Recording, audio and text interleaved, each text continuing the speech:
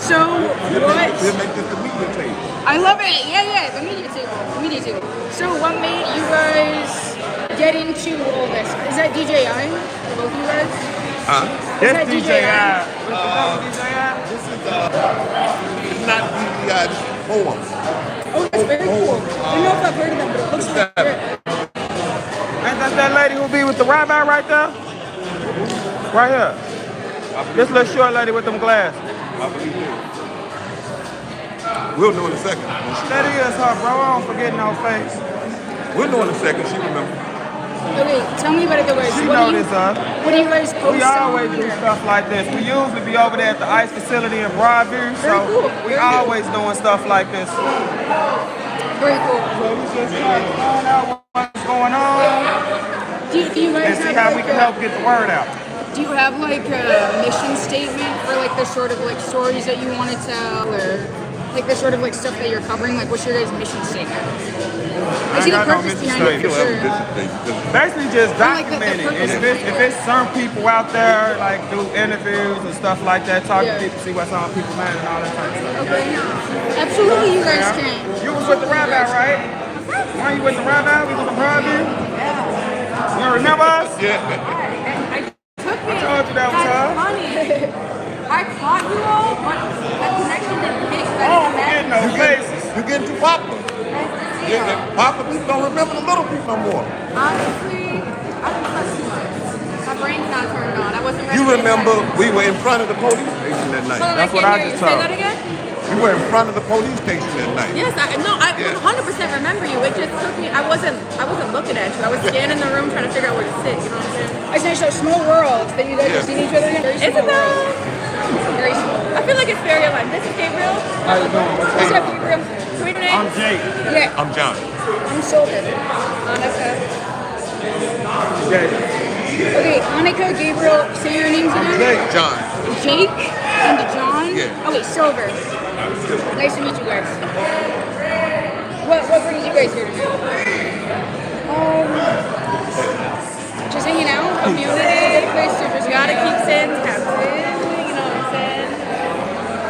Haven't been a while, so I figured it was time to pop out again. For sure, for sure. How you? Kind of same old. My twin sister's performing tonight. That's it. So came out mostly to support her, but also just to be involved in the community. Definitely getting in touch with us.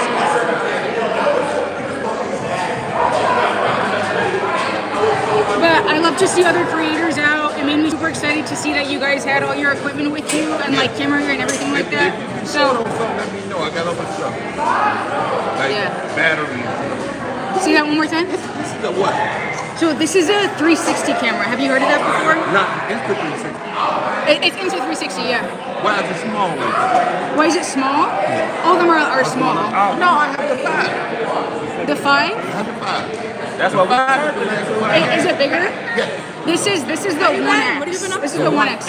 So it might be a few generations behind. I think one of the first ones, if not the very This would first have to one. be the first. I mean, since it got cold, Yeah, yeah. Before, I have everybody stopped coming out. the first one. I went to Okay. Elgin last I have the week. 4 and I have the I 5. need to go to L. Okay, and how are you liking them? I think I have the battery thing. It was The battery interesting, thing. right? Like I do. I do have the battery with it. Okay. the Yeah. people of Belgium were Your asking. equipment looks a little bit different than mine.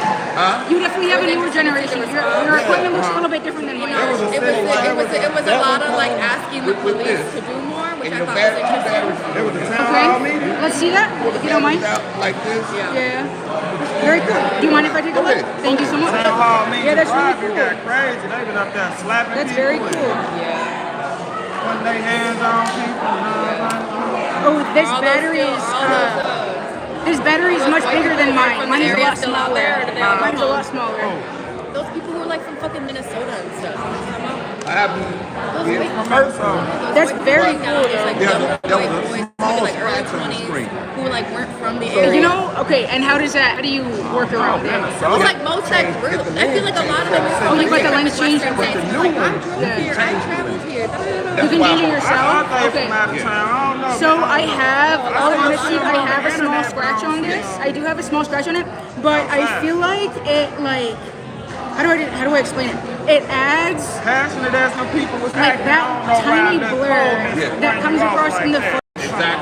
looks almost like a lens Because flare. so much out of so much lens coming out to it. It goes like a prism.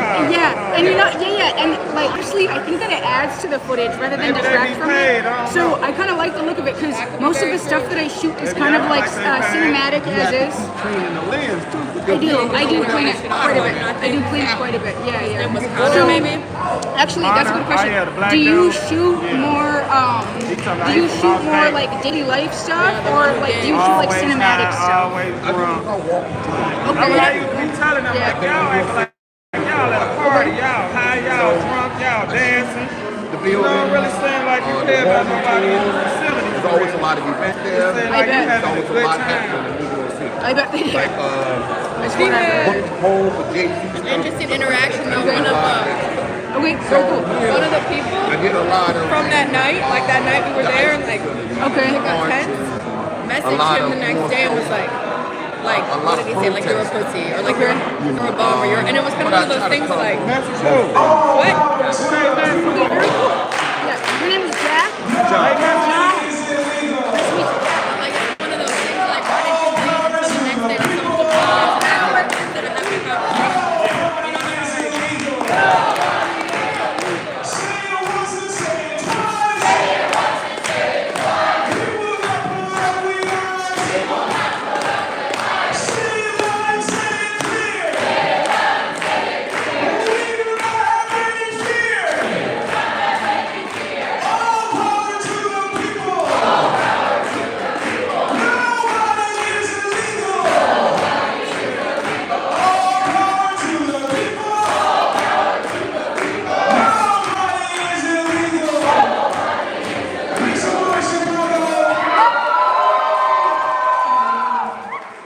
Hello, I will be your host. We have a very brief program tonight because we want to get into discussion and build connections. You know, tonight, welcome to the Black and Brown Unity Feast. Tonight is a commemorative night. It's been a long 3 months. It's been a long period of resistance to police brutality, to ICE terror, to Operation Midway Blitz. We kicked them out of Chicago. Every single time they leave Chicago, they're complaining. They're saying Chicago's too educated. Chicago's too organized. They know their history too well. So we know we're here to double down. We're here to build connections. We're here to pay attention. We're here to share our histories. And so I want to think tonight that it's not just about the past 3 months, but to remember that Chicago is a city where the history of our unity and struggle for liberation is so long. It's hundreds of years long. Make some noise for that. And so we're going to have a musical performance to set the tone, a quick speech, give it more context, and then we should have discussion questions at all of our tables. Does everybody have some? There's some literature at the table. Please check it out. T-shirts commemorating tonight, commemorating this period. And yeah, without further ado, give it up for our comrades performing now.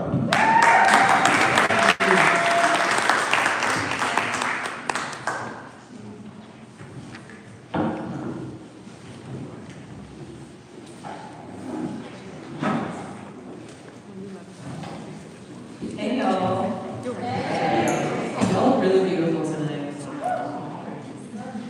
And this just shows, the unity that we have built over the past 3 months, over the past year, however many years that y'all have been, in community with each other, organizing with each other, and I just look forward to how much more beautiful these groups are gonna look with all of us, plus times 2, times 100 next year.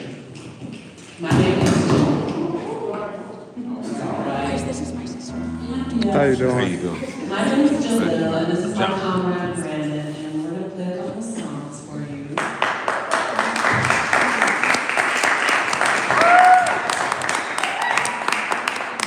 Don't have a fork in your hand. Can we get a little clap going? Is that cool?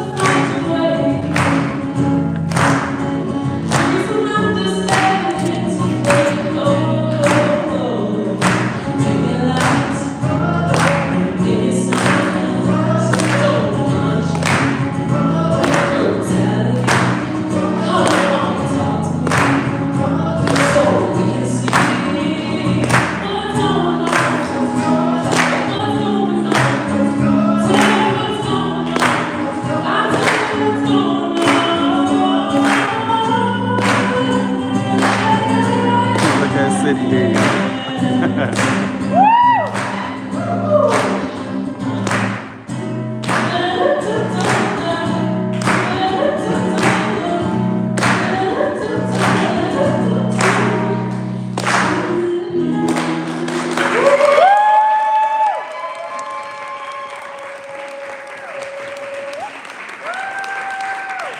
Let's go, Jamal. Let's go, Brendan.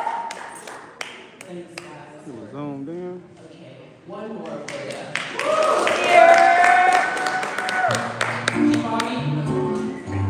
I gotta get a better position.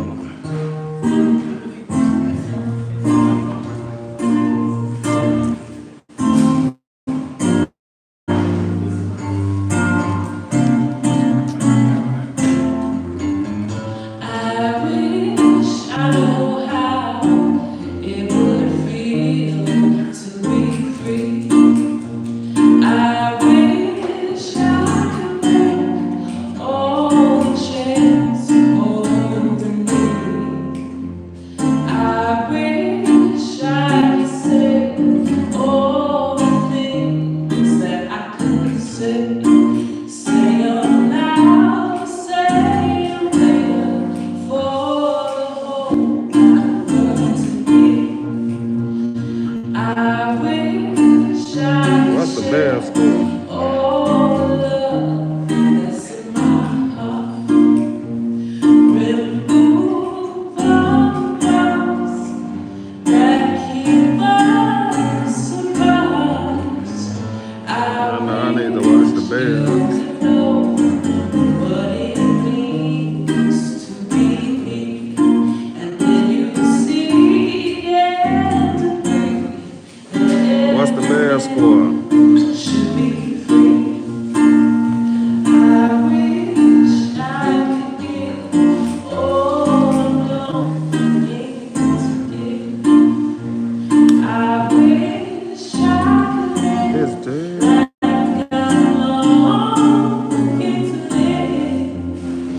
What's up?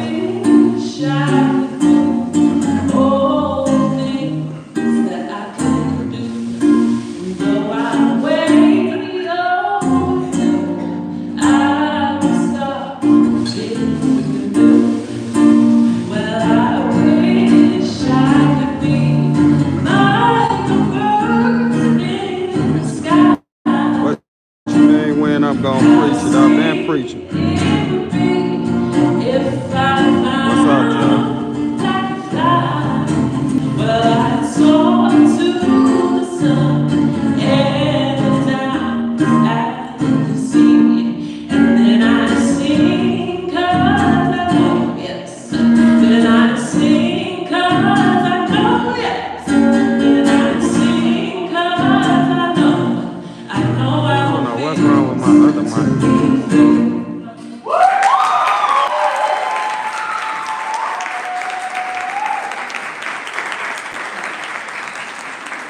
Welcome to Craft with Julie, our wonderful host. Hey, what's going on? So let's take some more context to wrap up, some of the different experiences that we've been facing.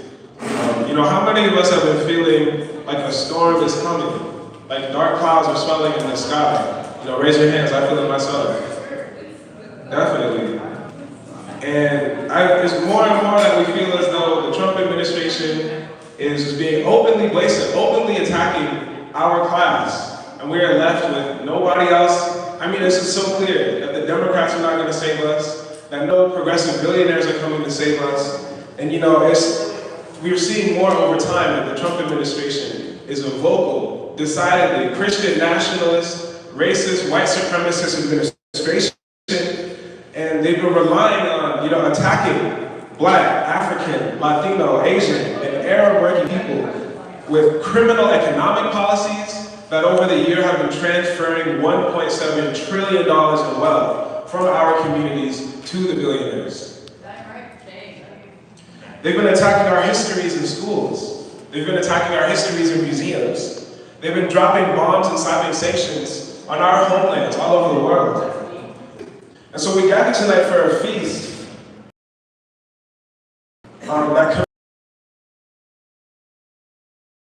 It was the original destination of the Great Migration, the birthplace of the Nation of Islam, the home of the Illinois chapter of the Black Panther Party under Fred Hampton and Mark Clark has ended. Their blood was spilled in a state-sanctioned assassination in an attempt to break our solidarity. The source of struggle in Black America, but also the Latino population in the country. Puerto Ricans raised the flag of the Young Lords in Lincoln Park. Mexican workers in South Chicago and Little Village and Pilsen have fueled the city's industry and economy and culture for generations. And immigrants from across Central and South America are now also facing a looming storm with sanctions, with bombs, with threats against peace. And so we gather because we know that that storm is on the horizon. We know that as Czech and Trump administration is only promising a reign of terror, the largest mass deportation program in American history. They're building an apparatus that can target 1 million of our neighbors, our coworkers, our family members each year. And it's not a distant policy debate. It's a declaration of war on our people, on the working class, and it's designed to terrorize us. It's designed to keep us in our homes. It's designed to keep us quiet, and it's designed to divide and scatter our communities. And we gather tonight not just in defiance of this threat, not just in defense, but in recognition of a deeper truth. We know that these attacks, they come in the form of a deportation. They come in the form of an eviction notice, of a police bullet, of a shattered school, of a stolen wage, and they're not separate tragedies. They are the logic of the brutal outcomes of a single system, of capitalism. And the system has always used, for generations, the weapon of divide and conquer. It's enslaved Africans and it stole land from Mexicans. It pitted Black workers against white immigrants. And now it seeks to pit Black communities against brown communities, whispering that our struggles are separate, that our pain is a competition for scraps, just like we saw in the latest battle around the city budget. But our forebears in the city saw through this lie. They saw through the breadcrumbs. Fred Hampton did not build a Black Panther Party that stopped at the color line, that stopped within the logics of capitalism. He built a rainbow coalition, an alliance with the Young Lords, the Young Patriots, and the working class of all backgrounds.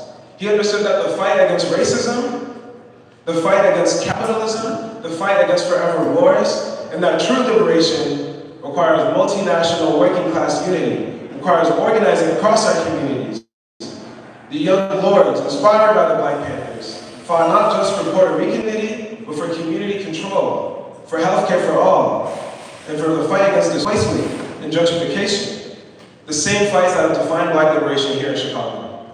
So tonight, while we share this meal, do so with purpose. Open up, share all the victories, all the losses, all the difficulties of our struggle. You know, what's stopping you from showing up at other times? What's motivating you to keep showing up at other spaces, to keep fighting back? Because this is the time for us to share that food for the soul, share that inspiration that can keep each other going for the next year. This feast is an act of solidarity in the oldest tradition that we know. We know that the Haitian Revolution was kicked off with a ceremony, with a feast, with a festival, and that is the legacy that we walk in today. It's a space to break bread. It's a space to build trust. And at your tables, we ask you to engage not as strangers, but as comrades in struggle. I know y'all see some familiar faces around here, but don't meet a stranger tonight. Go out of your way to find a new comrade, make connections, because we will be back here. On our tables, there's flyers for our study for Black Reconstruction. And that's because at this church, which has already played a historical role in the struggle up until this point, we are studying Black Reconstruction because we want to look at how the struggle to defend fugitive slaves, runaway Black Africans from the state, how that can inform our struggle to defend our neighbors from ICE, how that can inform our struggle against capitalism. So feel free to see everybody as a resource, everybody as a lesson, everybody as inspiration, because that is what we're here for tonight. And we're also here to commemorate all that we've lost this year. 30 people have lost their lives in ICE detention. We lost our elder Assad Shakur earlier this fall. We lost Jamil Al-Amin, who transitioned, whose lessons still live with us. And so everybody who sits with you, whether they be a family member, whether they be somebody in history who has kept you in the struggle up until this point, please bring them here. They are welcome here. this, the food, the spirit of the struggle, these candles, they're to make a space for us to share that and nourish that for the coming year. So thank you.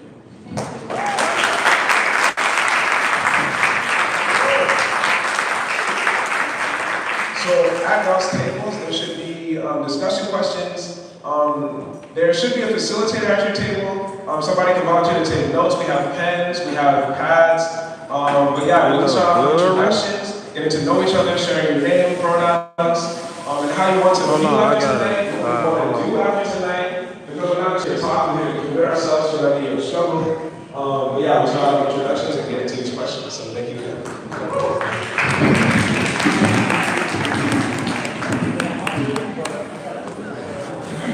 Let me see one of these. Let me see. I'm talking about hold the pop button thing.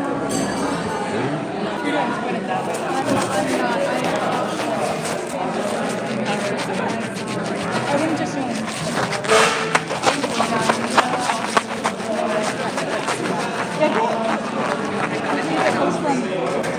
No, but I would assume. All y'all gotta do sometimes is listen. You can see if you agree, everything ain't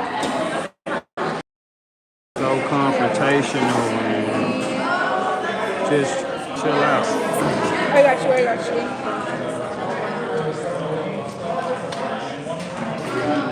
All right, is it discussion time right now? Oh, Yeah, let's do it. Right? Isn't that that's what's happening? I believe Yes. so. I think that we're meant to have a facilitator, but we're more than welcome to we can. I don't know. It's like being in the basement down here. I don't know. Yes, I'm in there. But I'm sure that we are welcome to start with that. Okay, I get it. Folks can join whenever they like. Yeah. I'm just gonna start here and I can facilitate Yeah. while. I got you. Hello, No worries. Yeah, do you want to introduce yourself, sir? Yeah.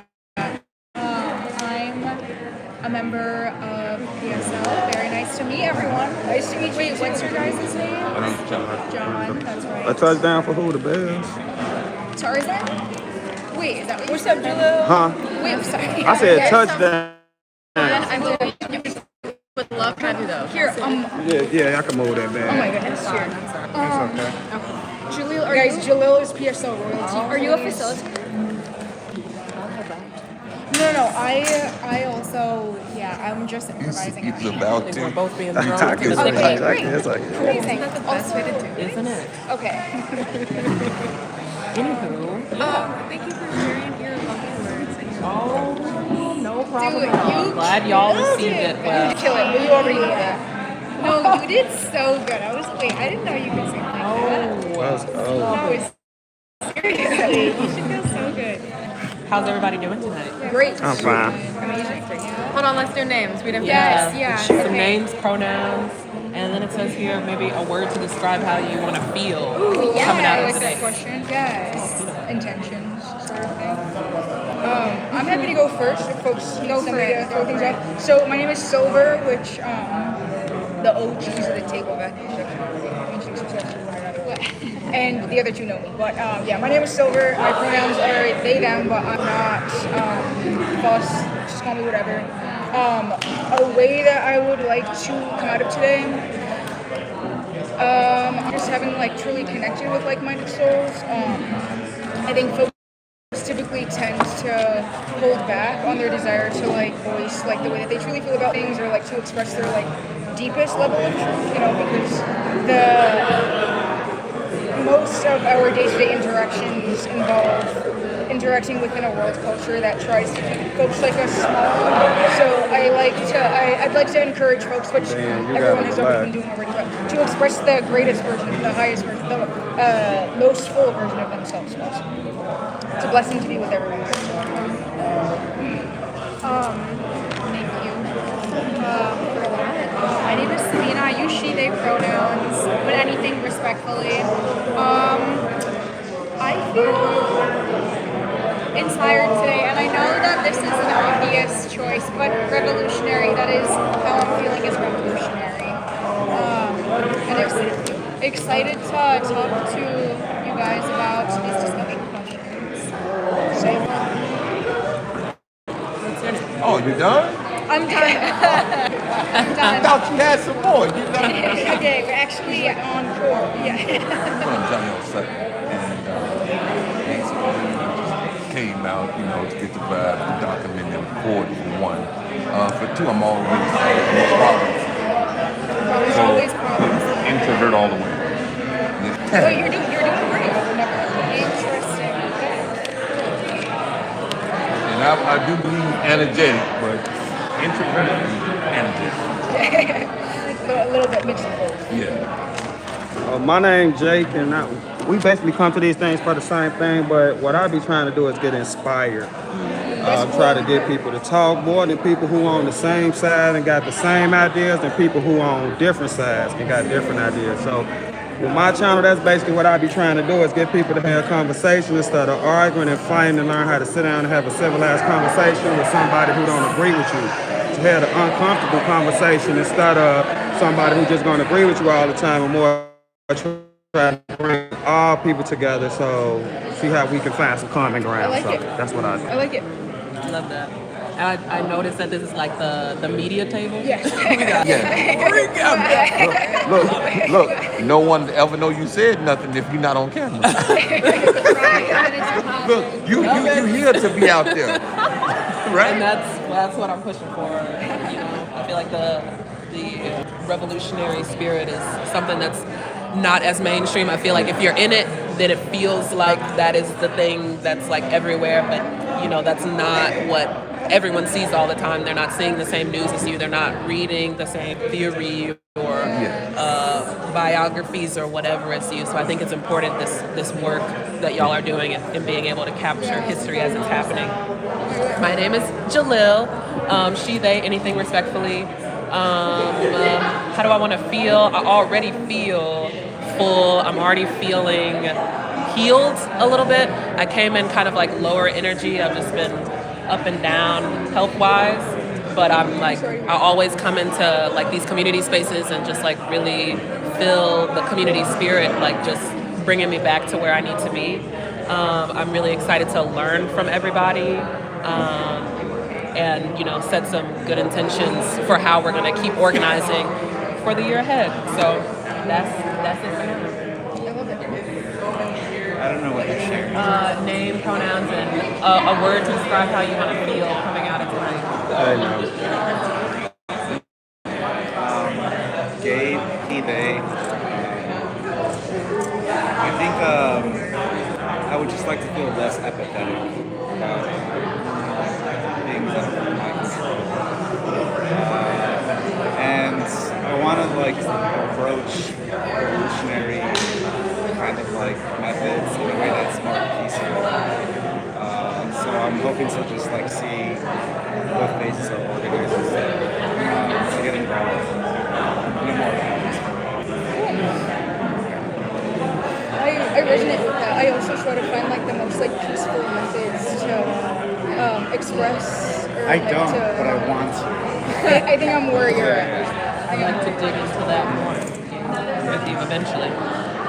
Good evening, y'all. Nice to be in community with you. My name is Annika. I use they, any pronouns, prefer they, accept any. Ooh, a word. Embodiment.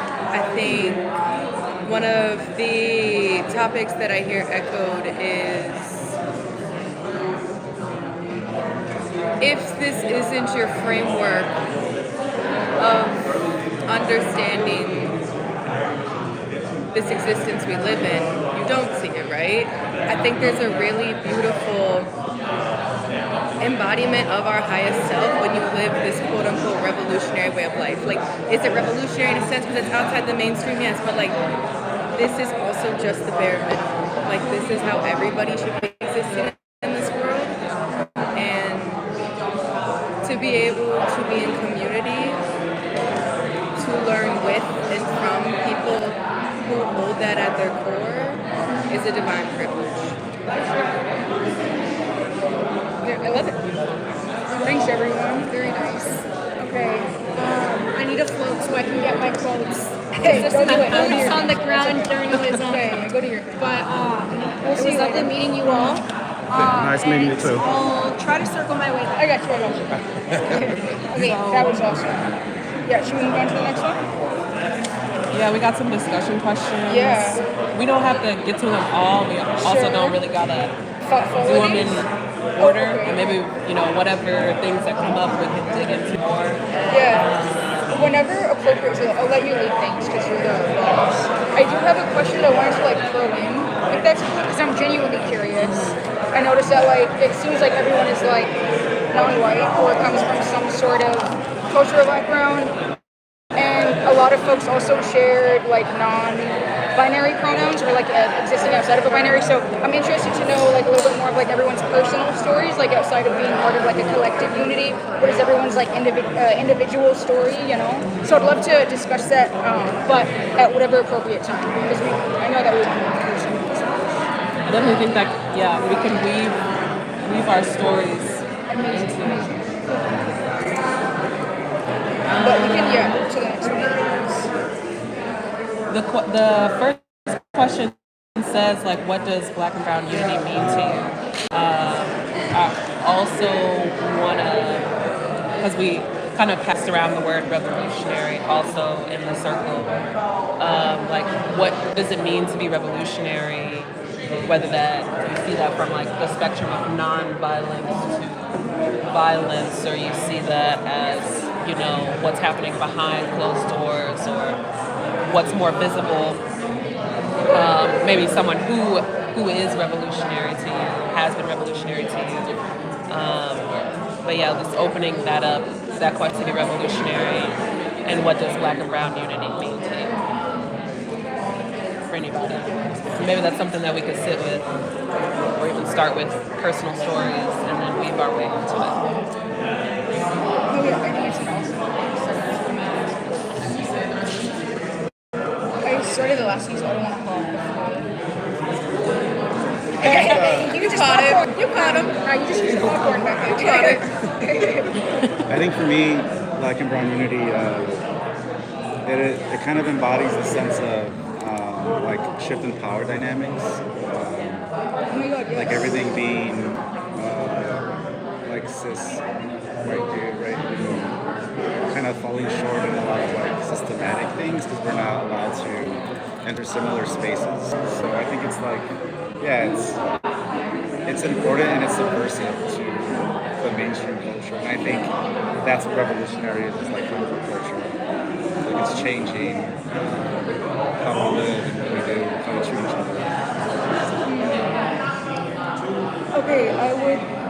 Okay, can I just, is it cool if I just piggyback off of that? So immediately when you said shift in power dynamics too, I got so excited because, so I'm a filmmaker. I have thesis as a filmmaker, and it is,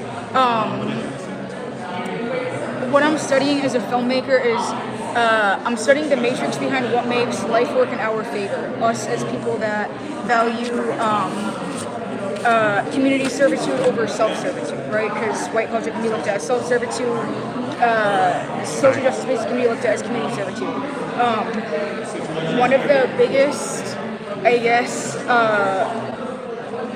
weapons that we have are frames of thinking that I think that we can grow as a collective or as a community serving collective is how to figure out how to shift the power dynamics, because I do very much think that especially as Gen Z / millennials reach the age of folks in positions of power, that the power dynamics of the world are already shifting. Zoran entering public office is kind of what I see to be as this start of a new era of folks, a new culture of folks in positions of power. So, and I think that's going to continue as folks like us enter positions of power in our current structure. So, when you said Black and Brown unity to you means shifting the power dynamics of the world, that resonates. I resonate with that super heavily because that's kind of what my entire the focus of my life's work, the focus of my life study is focused around shifting the power dynamics of the world towards community servitude rather than self-servitude. So thank you. Oh, you threw it to Yeah, me. you look like you're excited right now, man. There's no particular order. He inspired me. Then you go back and tell somebody he inspired somebody I tonight. love that. Yeah. I love that. I was waiting on her He turn. inspired you. We're not going in order. We're just flowing. Yeah, whoever is excited to. What was your name again? My name is John. John. Yeah, the nervous one now. John and Jake, right? Yeah. John and Jake. Yeah, so, I mean, I deal with unity all the time. I get a lot of people together because I run companies and I have to make people be together. Can you speak up the tiniest bit? That's the hard part. I know you're an introvert. I heard Yeah. you. Give me just a little more. The reason why we love hearing your voice, John. We love hearing your I voice. really value what you're saying, and I want to be able to catch all of it. So, you know, the thing is, you know, through money, all the people actually come together because they have to share into one thing. And like being in business, they have to work together. But then when they don't want to work together, I have to be the one to bring them together. You know, bring their ideas together, bring their performance together, bring production together. So, you know, when it's dealing with a lot of things like that, as far as unity and, you know, helping people and stuff like that, I've saved people's lives, you know. Whether that's, I told you I was a problem solver, okay? So, you know, all my life I've been given, you know. I rarely ask for. I'm a giver. I rarely ask for. When I ask for, I'm asking myself. You know, my competition is myself.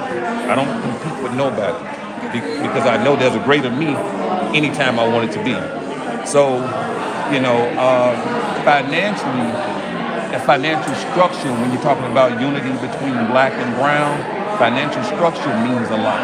Because without financial structure, there's nothing, you know, but hope, you know. And the thing is, it's like people, as long as people have things, the little things worked out, then they can come together. Then they can build together. You know, the talents are there. You know, the only thing stop people is not the government. The people themselves already have the power.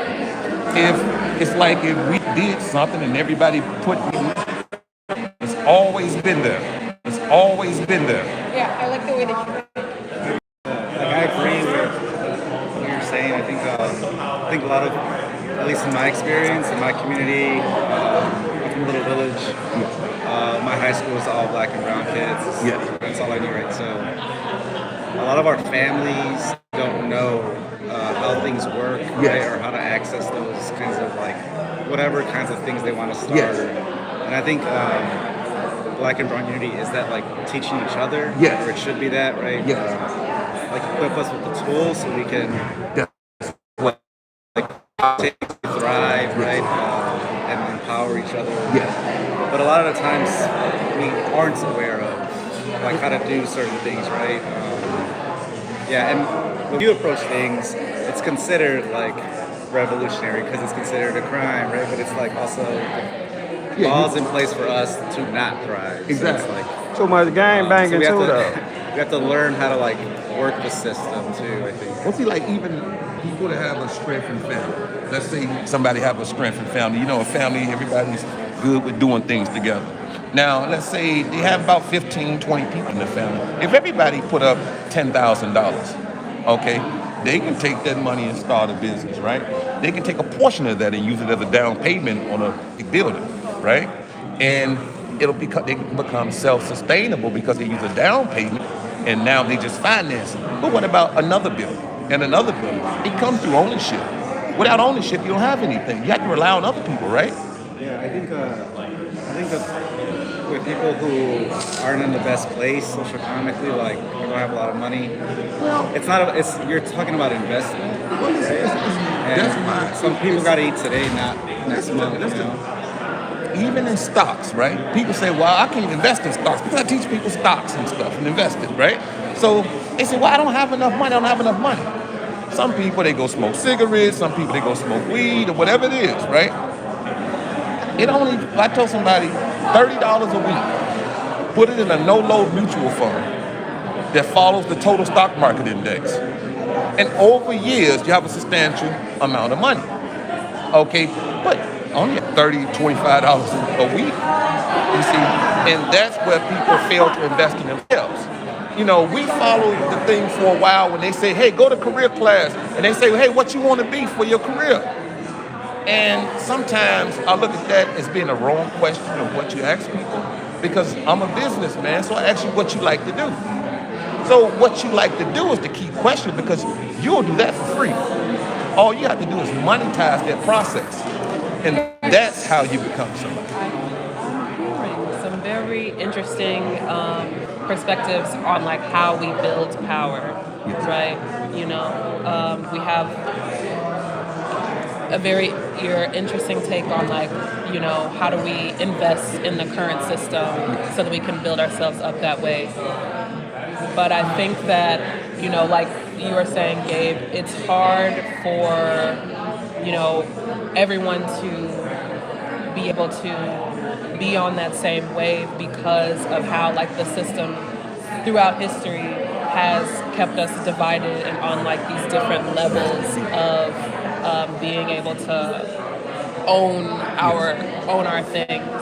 And for context, this event is by the Party for Socialism and Liberation, and we believe in that people have the right to have power and to own their means of production.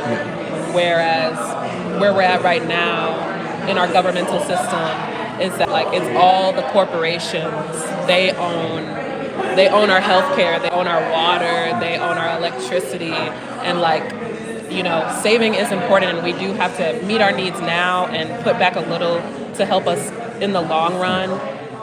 But like minimum wage hasn't gone up in like 20 years. We're in like the worst unemployment, you know,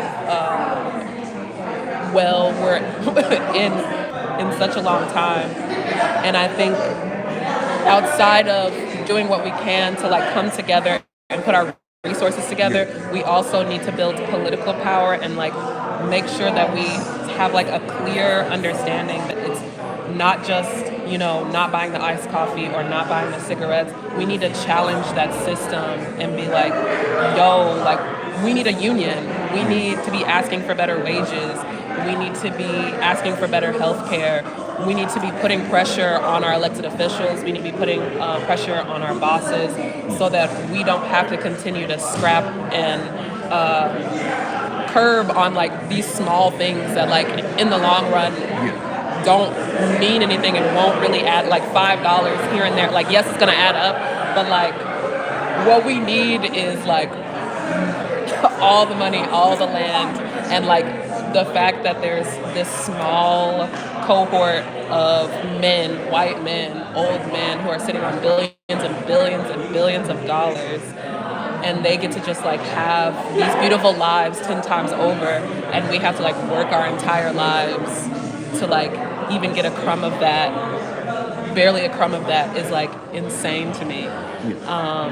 So I hear all of you and what you're sharing on like what it means to build power, but I think it's revolutionary thinking outside of the current system that we have in place, and like that may be counterculture, but what we want is like the entire culture to like see that like we don't have to put up with this shit. We don't have to play the game. Like to a certain extent play the game, but like get out of that game. And how do we get out of that game is by us being in conversation here together and talking about like where do you come from? Where does your mind come from? Where does your mind come from?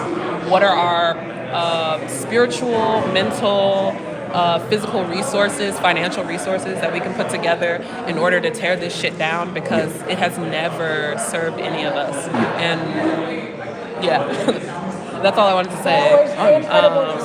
But I hear you. I hear you so hard, and I keep going crazy like trying to save my $50 every paycheck, being like, this is gonna get me to my next apartment, and like it's getting me somewhere, but it's like I feel so miserable.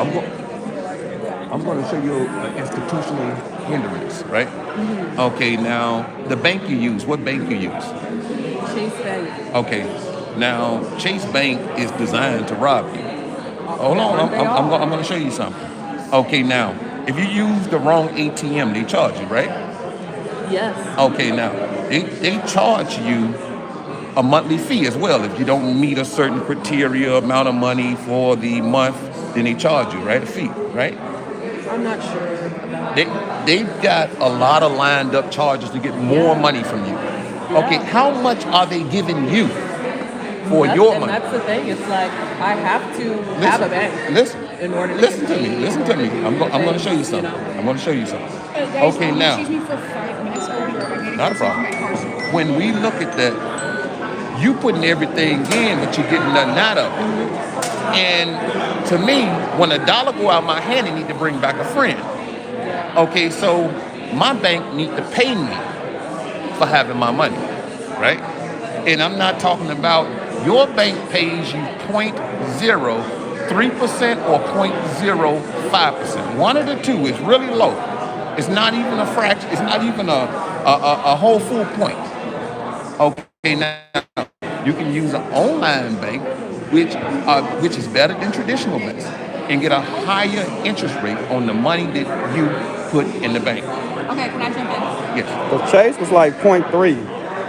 My 0.3. favorite part of Liberation's work and to be around so many people who have a heart, who genuinely want to, from their own lane, pour into the collective, and that we all have the different lens that we bring. Because in my opinion, right, everybody's saying the same thing. Like, we're all saying the same thing. It's fuck the system. It's we can't get access. You're not wrong in what you're saying. Your approach is just your approach, right? It's problem solving. Well, right? Yeah, that's what I think it needs to be. Instead of excuses, I bring problem solving. almost playing victim, we need solutions. Because now she know, hey, I'm going to get more money from here. In a minute, I'm going to show her on paper. Okay, Yes. so one of my favorite things to dialogue through is what is the systemic oppression that exists to keep people in a place of being stuck? And it's much more deeper than we realize, right? Educating each other. Here's the thing though, you just mentioned the bank and how deep it is, right? Yes. What type of food is available in low-income communities? Well, I couldn't hear you. What type of food is available in low-income communities? What type of access to spaces to reset and clear your mind, right? Like the picture I'm trying to paint, right? It's like when you are deeply, intentionally oppressed by these systems that are in power, you aren't in the mindset to stop smoking cigarettes to put $50 away. Well, I've brought people out of it. We got to do better than that. Agreed. I'm not disagreeing. Hold on. Let me finish. I'm not disagreeing. All right. And so there's also this deep importance, in my opinion, of moving through what community empowerment looks like and how to do that from a place of love and not shame. Because if you walk around and tell people you're not doing enough, I agree, there is a beautiful power to get people to understand the genuine divine power that we have. Because the objective truth is that the people have the power, right? Like if we look at this fucking numbers, well, yes, it's sit there. Like if we look at this from objective numbers standpoint, right? If everybody's on the same wave, we can revolutionize in 10 minutes, right? That's not the problem. It's how we each embody our lane to get people to understand that it's every part of it. Okay, now. Right? How do you get to a place of understanding that Chase is evil? It goes that fucking deep. It goes way fucking deeper than that. But how do you take your role to get the people around you to want to listen to you when they're not in a space to think that far ahead because their basic needs aren't met? When I've been in New York for a while, for probably like 20-some years, right? Okay, now, when I got to New York, a lot of people in the Bronx they were beat down mentally. If somebody told you that you couldn't be nothing and always made you think that you couldn't be nothing, then you're going to start to believe what? Okay, now, I see more in people than they see in themselves. And see, you're not going to find people like this. I see more in people than they see in themselves. I see people working and I say, hold on, you can do this because you do that well. And people hold their own special power. The way you sing, you got up there and sing, you had a lot of courage. I can't get up there and do all that. He pointing the camera at me, I got to act like it's not there. But I sit behind the scenes. I help people, okay? But you guys have great abilities. You guys just need another person to complement that skill, to give you that little lift. Because the power is within you guys. You know, anybody that tells you they lying to you. And that's what happens a lot of times. A lot of times people are beaten into that worthlessness at home maybe. That's what it's saying. Or amongst friends. Then they go find some other loser to get with to teach them to do the wrong things.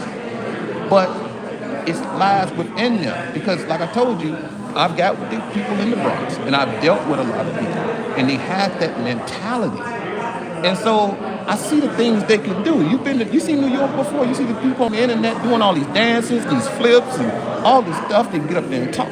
They like actors. I said, y'all got all this stuff. You guys are talented. I said, and then you see the people walk past like it's nothing to them. You see it on the internet, right? New York people doing a lot of beautiful stuff and talented festivals stuff. And and somebody stuff like walk that, past yeah. them like they ain't seen nothing.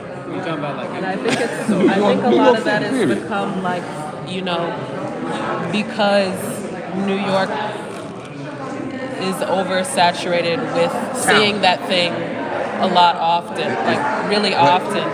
But I think revolutionary culture is something that people don't see a lot. They don't hear this song, that Nina Simone song, I Wish I Knew How It Feels to Be Free. Like in the 60s, you know, a lot of her music was being suppressed for how revolutionary and subversive that it was, because it was starting to like infect the minds of Black and brown people and young people, and, you know, giving them this courage to be like, hey, you know, there's each day that we wake up, we see that there's something wrong.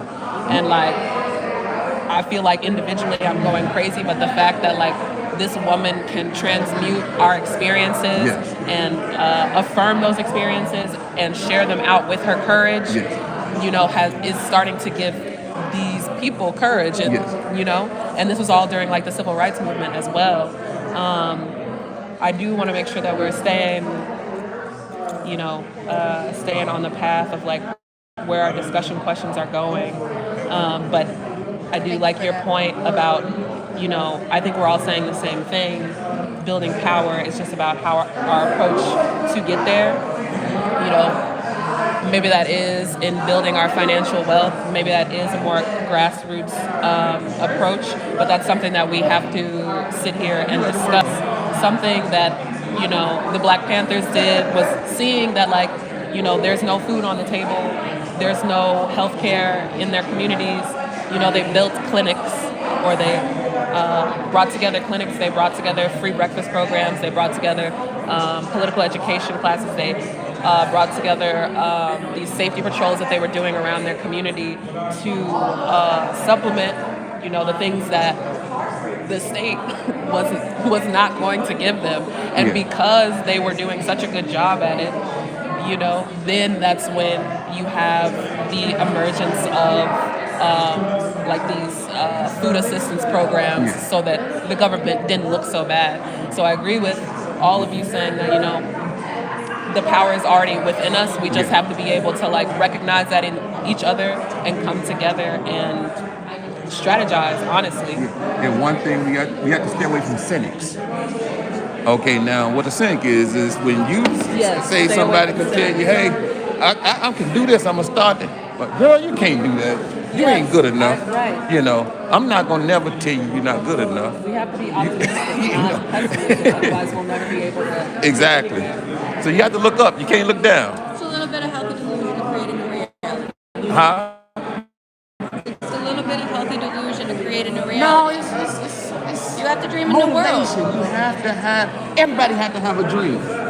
If you don't have a dream, how are you gonna go there and try to touch what's not real? Can I ask you a question? Do you have a place where you can some USB? You need a charger. If you guys have one. We got one in there. We don't have to. Thank you so much. Is there a question that y'all find interesting? Maybe that you wanted to. Where is it? It's hard to read and listen at the same time. Thank you very much. You guys are awesome. I'm happy to hold it and get some footage of you. Are you in the footage yet? No? Not a problem. We're gonna get you one. If you don't get you one, I'm gonna I got you. I really appreciate it. Sure, you will thank never so have to worry much. about running out. I appreciate it. Thank you very much. See how that one works. Do you have something that would fit a USB? What systems are It there? should. No, she got That's the not light. that's the big one. You don't have one? How do we recognize I don't think because you got the black one. If you don't have one, I'm gonna get us something. No, I ain't got that. I really appreciate it. Just Sure. But thank you. I do appreciate Wait, it. no, the whole table's talking. Hold on. Thank you, man. what y'all got going on? I got you. I appreciate it, guys. I actually put a somebody's bag. I think that might be mine. yeah, thinking about the number Wait, can five. we re-say the question and like regroup and dialogue as a table? Yeah, the number 5 question. What systems or narratives profit from competition between Black and Brown communities? How do we recognize and reject this divide and conquer playbook? You can take specific Chicago history or broaden it out to make it more national. I think one of the things that comes to me for this one, I think when it talks about profit being kind of one of the key things here, I think one of kind of like the easy outs are kind of like one of like the false like solutions, kind of like doing kind of like revolution or like having like a revolutionary movement or whatnot. It's just saying we need like Black billionaires, we need like brown like billionaires, we just need kind of like richer, more like invested like wealth in like these groups instead of really addressing like where these inequalities are coming from, like where these actual like these differences in power actually come from. So we're going to have mainly like larger like capitalists kind of like competing to like extort each other, competing to extort like communities, competing to like exploit each other. It doesn't matter like what kind of like the color of like their skin is, like their profit motive is clear, what they look to exploit is clear.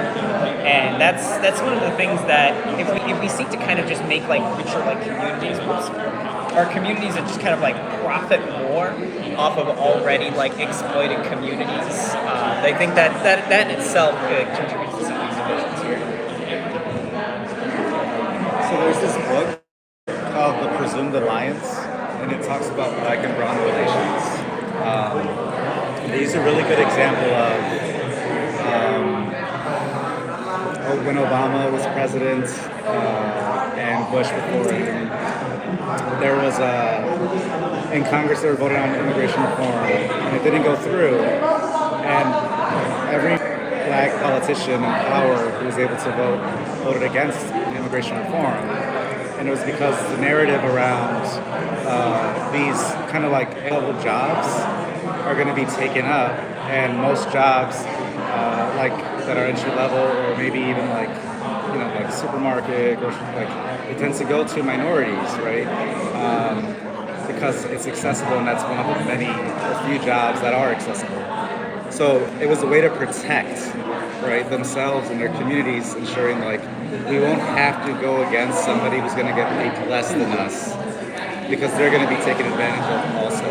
So I think like that's a system. Capitalism is that system that makes us fight against each other. Does that make sense? Yeah, it's a really good book too, and it's really sad. What was the name of the book again? The Presumed Alliance. Presumed Alliance? Okay, gotcha.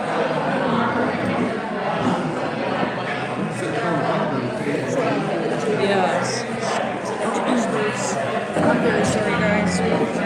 I think looking at the end of 2025, I feel like 2023 made a lot of sense. The way that like when there was a lot of migration happening from Venezuela and they were being brought to Chicago, brought to New York, brought to all of these cities, and it being this manufactured problem that like, oh my God, like all of these Latinx people are about to take over all of our housing, we're not gonna have any jobs, like what the fuck? Now makes sense looking at where our government is trying to push this anti-immigration narrative, because I feel like that was a big irritation in 2023 and 2024, because a lot of these migrants were being put in Black communities, and because there already is a housing shortage in Chicago, we have a homeless problem, while we also have hella vacancies, especially in the downtown area, that could easily be housing for everyone who lives in Chicago. I feel like the media was making it like this agitation to turn the Black community against the migrant community, when it's like the migrants are not the problem. You know, the system is the problem. Why do we have hella vacancies within the Chicago community when we could be putting funds into housing infrastructure, when we could be building more affordable housing for people to stay in, when we could be bringing the homeless people who live on the street off the street? And one clear way that I saw that was easily fixed was during the DNC last year, when everyone came, when all the politicians came for the DNC. There was like a week where all of the houseless people were put up into hotels and apartments just for that week, because they wanted the city to look like it was just pristine and beautiful and there's like no problems in the city of Chicago. When it's like, okay, well that could have been a long-term thing. You know, if we solve the basic issue of people's housing, then that will then allow them to be able to have some stability so that they can have a sustainable job and to be able to take care of themselves. And, you know, less crime. Like, migrants are not committing the crimes that are happening across the city of Chicago or around the nation. It's actually much less likely that folks who have migrated to the U.S. commit crimes because of like the restrictions that are put on them, that if they get caught up in some sort of like criminal activity, that they're much more likely to be deported or much more likely to serve some sort of like what am I trying to say? Sentence, consequence, because of their status as, you know, a quote-unquote alien. And they pay just as much taxes. I think it's upwards of like 99 million, maybe more, 999 million in taxes. So it's like, to say that they're lazy, to say that they're dangerous, to say that they're the problem, are these false narratives that are brought into our communities so that we can continue to be divided. And it kind of just blows my mind seeing, you know, how it was set up in 2023, so that now that it's just like full swing, manufactured consent, let's get these folks out of here. But what we're seeing in the city of Chicago, in our churches, in our, you know, little coves of people who have made rapid response teams and adoptive corner teams and all of this stuff, is that we're not going to be swayed by whatever the mainstream narrative is. We know what our people are like. We see them on the street every day. We see the lady who's selling candy on the train every day. She's trying to take care of her family. She's not committing crimes. Whatever gang members or drug traffickers that you're looking for are in the White House, right? They're not on our streets. So I think that's like one thing that's like been blowing my mind, is to like reflect on, is just like that timeline from 2023 to right now. Sorry to say so much.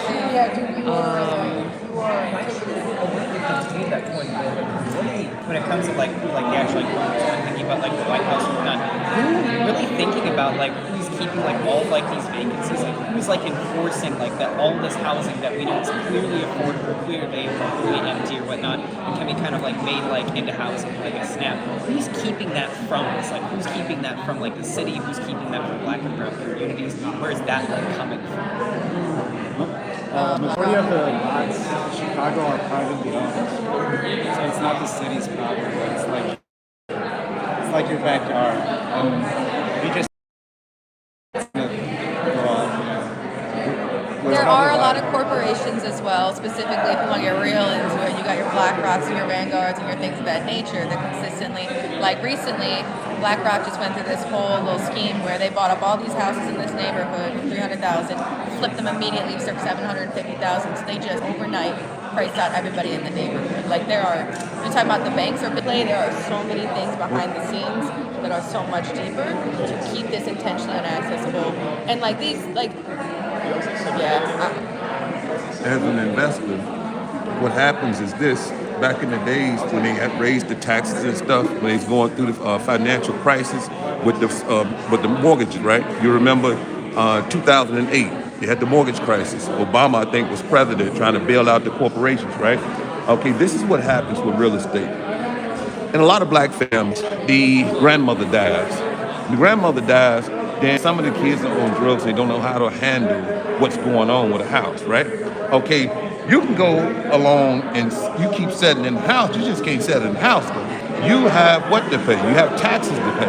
Okay, now, what happened with taxes when you don't pay taxes? As an investor, on the investor side, we have tax lien certificates and tax sale certificates and scavenger tax sales. So if your house, you haven't paid your taxes in a couple of years, we go and we pay the taxes, okay? We pay the taxes, and then you get what's called, you have tax liens, right? So But are you talking about when a house is passed down in a family, like the I'm talking about the structure of losing the house, because they don't know anything about property taxes. So if you slide up on them as a corporation and you go downtown and you go into the auction to buy tax lien certificates, why are you buying tax lien certificates? Because when you get tax lien certificates, that's called an investment. So if I'm down there with my paddle, I say, well, who's going to take this for 8%, 4%? And that's the interest that you're going to get back on the money owed for the taxes in Cook County.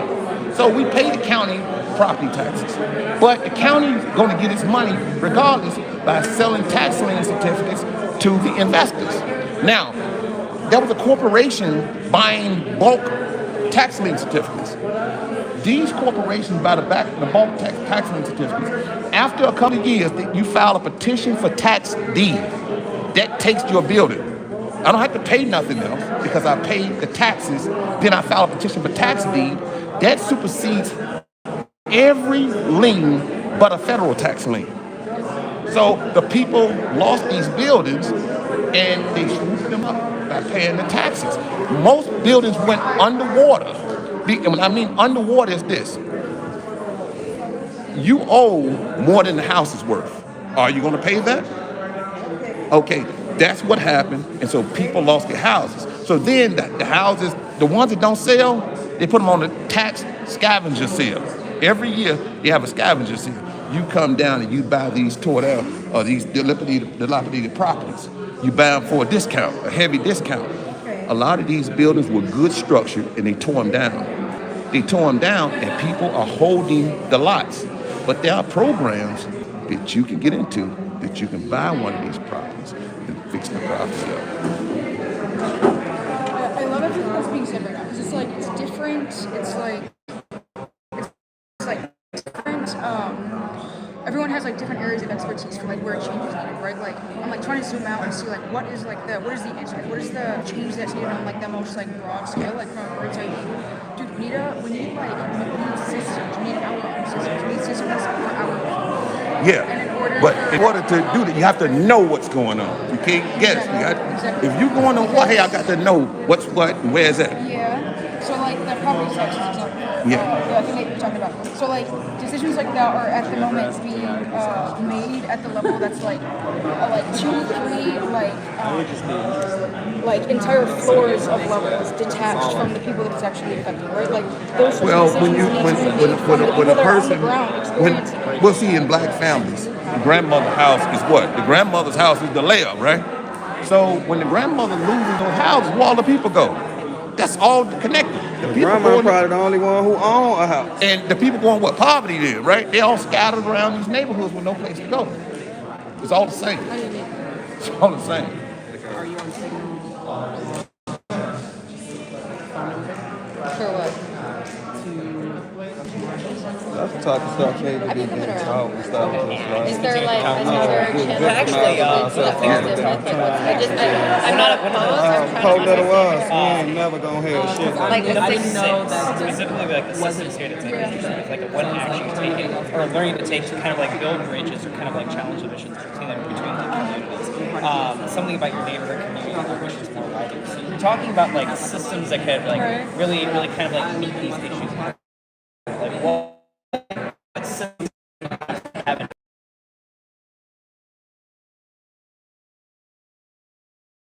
help and address situations. Addressing specifically like the public housing issue, or also like the vacancy issue here. Like what's a thing that like either you've done or looking to do, or something that you could see being done, or a system that could be built, like as you mentioned? Yeah, for sure. It's a very complex answer. I think if there was an answer that existed, then It's okay. We got like 15 more minutes. Yeah, We're or good. make our job We can keep this going. Are you guys familiar with nonprofit organizations, right?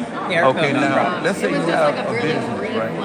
And you trying to put housing out. You're trying to buy some houses and fix them up for people that don't have a low income, right? So now you trying to do this, and now you looking for All grants. said he do is to you. Your grants come from the government, but you never seen the government personally handle giving out a grant. So where did the money go? These nonprofit organizations use what's called a conduit. Then you get the money from the nonprofit organizations. Okay, now when that happens like that, then you see that it's a lot of money going in these nonprofit organizations. Now, I don't know, after they start turning all the lights out on everything, I don't know where a lot of this money is going, because I haven't been tracking it anymore. I don't know if the nonprofits are still getting their money from these governments and from these businesses and stuff like that, but they don't pass the money out themselves. All these corporations saying, hey, I'm doing this, I'm doing this, I'm doing this. They No, he pass teach me it every to day. these nonprofit organizations. Talking about like issues of like transparency, where it's like they kind of like use these organizations almost to kind of like hide where like the money goes, kind of. They can do that too, because they can write a lot of it off. Hey, we donated this much to homelessness. We donated this to this. That's where that money be going. These nonprofit organizations, they was not supposed to make a profit, but what they're doing, you start a nonprofit organization, you do make money. Yeah, You're they selling make money. stuff, They make you're a lot of doing money. this. But one of the key ingredients of that making money is you the president of the nonprofit organization and you get $2 million a year. Things like that. That's where the money goes. Same thing with our politicians. So the question that I have for you then is like, where is your balance of within the system and without the system, right? Because technically, right, so it's one of those things, like I love learning about the background of the money stuff, right? Like, really simple. I'm not going to have my parents pass down their house to me. What you're going to do is put it in a trust and you're going to make me a beneficiary, right? Like, there is a whole game that can be played. Sheltering. Do you want to, though? Why? Huh? What is the benefit of playing the game versus existing, you know what I'm saying, versus existing outside of the system and creating a reality? And I understand, like, so I, for a while, thought about going into politics myself. And then I was supposed to be in D.C. doing like a whatever study abroad bullshit, right? Yeah. And then the country shut down, and I was like, oh, that's my sign. That's my sign from the universe. Don't do it. It's not my path. But like, what's the balance, and how do you not lose yourself in the process, right? Because I love all the passion and intensity you have around this money stuff. There's always this other side of my heart though that's just like, I don't fucking want to get involved with stocks. Like, this shit comes from a deeply immoral place. Exactly, but you got to always remember, you can't help nobody unless you help yourself first. Absolutely. But, hold on, but some people fall far with the tree. So if they get up there and now they get into the scheme of things where everybody's scamming, they're like, oh, I can't do this because now I'm tied into that. And that's what happened. A lot of people fall far from the tree and they get up there with the people and they start doing some other stuff. Other than what they was, the whole thing as a community activist started at. They say, hold on, that's a little bit too much money. Why don't you give them this? I think the fundamental divergences, one of like the fundamental like differences here is really this kind of like push between kind of like whether these systems kind of like value like profit, whether they kind of like meet like people like seeking profit, or whether they actually like meet like the communities, like they meet kind of like actual people's like public needs. Like when we think about like where kind of like things have like gone like astray, we kind of like set up things like nonprofits, we kind of like set up like these like investments and whatnot. What really is keeping people from just pursuing profit? What is making sure they kind of have like the public need and like the public in mind, like when they do these actions? And really, how can we even, as you said, like, how can we design like a system where it's impossible like have that version of kind of like geared towards like meeting profits instead of like meeting like people seems like we know this current system is essentially, and it seems like falling apart because it's focusing so much more on profit. The public need to them is like optional. They don't need to actually look after their like communities. Now you understand what I'm saying. And how can we build like a system where we need to like, where even though I mean, but make it like the impossibility not to meet like the people's needs, make it impossible not to actually meet the community's needs instead of the other way around. Yeah. The people all on their self, they self needs rather than the needs of others. And that's the needs of others. That's one thing I'd be passionate about. And some people are not as passionate. They need for money, they greed for money. It's bigger than the need of other people. So when that happens, then everything falls apart. I agree. Yeah. It was genuinely wonderful to see you all again. Not a problem. Y'all made me And talk I do imagine that we'll be running into each other. Oh, y'all seen each other before? We were on a Broadway together, actually. Thank you. Gotcha. And I'm curious to see like what you're looking to build, and I'm sure we'll keep talking. We'll see you again.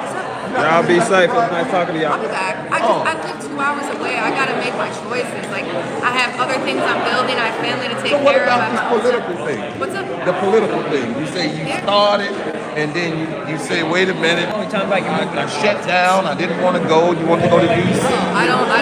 I'm not a change the system from within person. I don't believe in that shit. I was deeply in it. I saw all of it. I said this is not the route that I think aligns with my soul ethically. I don't agree with this period. Oh, you seen all the snake stuff already, huh? Oh. Alice, right? Yes. Nice to meet you, Jonica. What's your name, sir? John. Nice to meet you, Jonathan.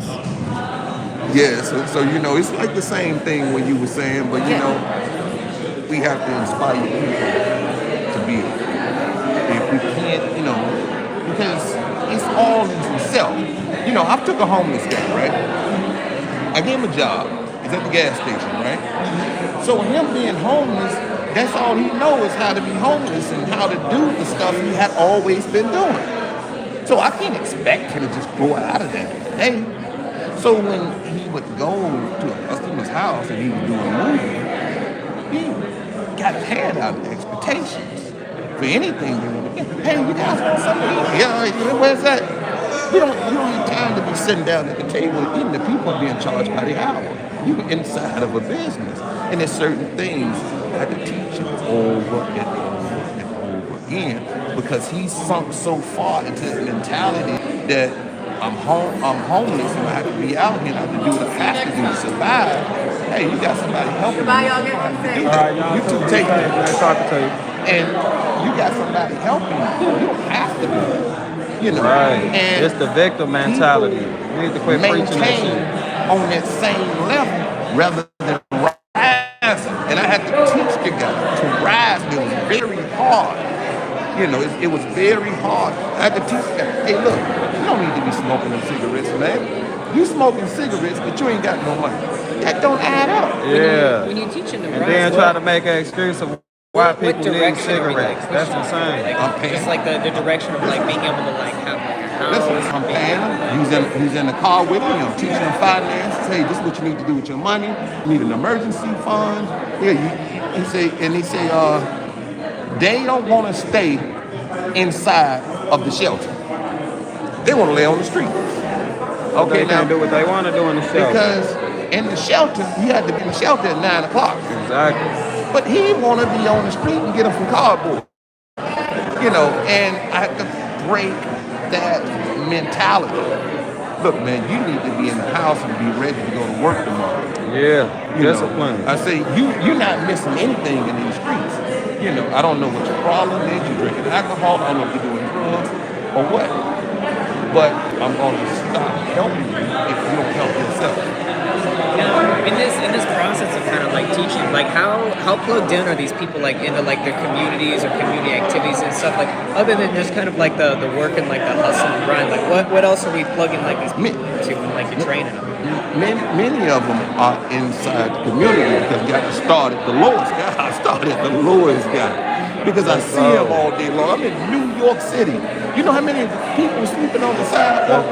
I drive past and I see somebody building their cardboard house up for the night. I'm pulling over. Hey, you okay, man? Hey, here go a few dollars because it's raining. You do what you can do to help, but you cannot help yourself because you are powerless. Am I correct? What does it mean specifically to help yourself? You got to have something. You can't. Let's say you can't pay your bills at home. How in the hell you gonna give me $1,000? Well, help me pay my bills. Or You help don't me want to get be on the up. sidewalk and you don't help yourself. I couldn't even accept your money if I know you're gonna be homeless because you can't help me because you are stronger than me. So if you're stronger than me, you're in the best position to help me.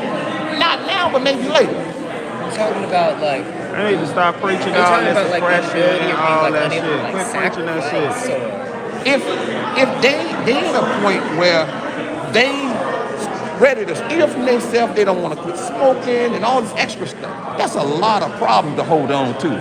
But you ain't got all them problems. And you already established. You just got a little problem. Because you just got to wait some months maybe till your business build up more. Situation is. I'm just saying that you got some people. But how can you reach down and help somebody if you ain't got nothing? You want to stand there in the cardboard? Even the government, you can't help nobody who don't want to be helped without just giving them free everything. Why aren't we building a system to essentially do the work that a single person is unable to do? Because a lot of people don't want to go into non-profit organizations. That's what non-profit organizations are supposed to How do. about something that's not a non-profit organization? How about something that's Then much more like listen, if he just going to do that as a person, like a hero, it's gonna cost him dearly. He got to pay taxes and everything else. He might well put them as a dependent, right? Am I right or wrong? You have to build a system for that stuff. When you build a system, that type of stuff. When you think about like taxes, where this stuff comes from, who writes the rules of the system? The government. How do you change the government? You have to change the government from the top to the bottom, not from the bottom. You can try from the bottom to the top, but you see where that's going. It's a brick wall up there, right? What does it mean to build from the top to the bottom as opposed to the bottom I mean, to the top? okay, let's say here. Let's talk about gasoline in Chicago, right? New York gasoline is cheap, right? Okay, now, why do you think gasoline in Chicago is more? Why? In terms of like what we're kind of living like in the city, speculation of like prices. I mean, it's that way because the government deems it's that way. See, that's the thing. We got to educate ourselves. Now, the government taxes gasoline, right? So when you go by the price, you're not paying the price without the taxes. The taxes are already in there. You got a county tax, you got a state tax, you got a city tax. Gasoline's been taxed 3 times. So you're paying probably about 50 cents more than a lot of other stuff. So you can take away whatever that extra is and tell what the real price of gasoline is. Yeah, because the tax is built in. Exactly. I remember when gasoline was $5, $6 here. It was cheaper in New York. New York was right there on the water. That's all fine and dandy. But that's not why it was cheaper, because New York had cheaper taxes. Now, when I went over to New Jersey, they did not tax gasoline at all. That's where we go to get cheap gasoline. Until, what's the huge guy, that Krispy Kreme? He put the taxes on New Jersey gas. And I used to go to New Jersey. I used to feel like I was the Prince of Africa. They pump your gas for you and everything. Wow. The gas was cheap, but now the gas is almost just as high as New York City. Politicians go and add extra stuff bearing on the people. And what is that tax in service of? A lot of these taxes, they say go to this neighborhood, we're gonna go to that. You have to look and see Not what our particular taxes community, go go to. to But Brandon on the Johnson west side of Park. Chicago, I seen ice in every alley. I'm not talking about ice. I'm talking about ice this thick. Okay, when you can sit in your car and your car would move. That was shameful.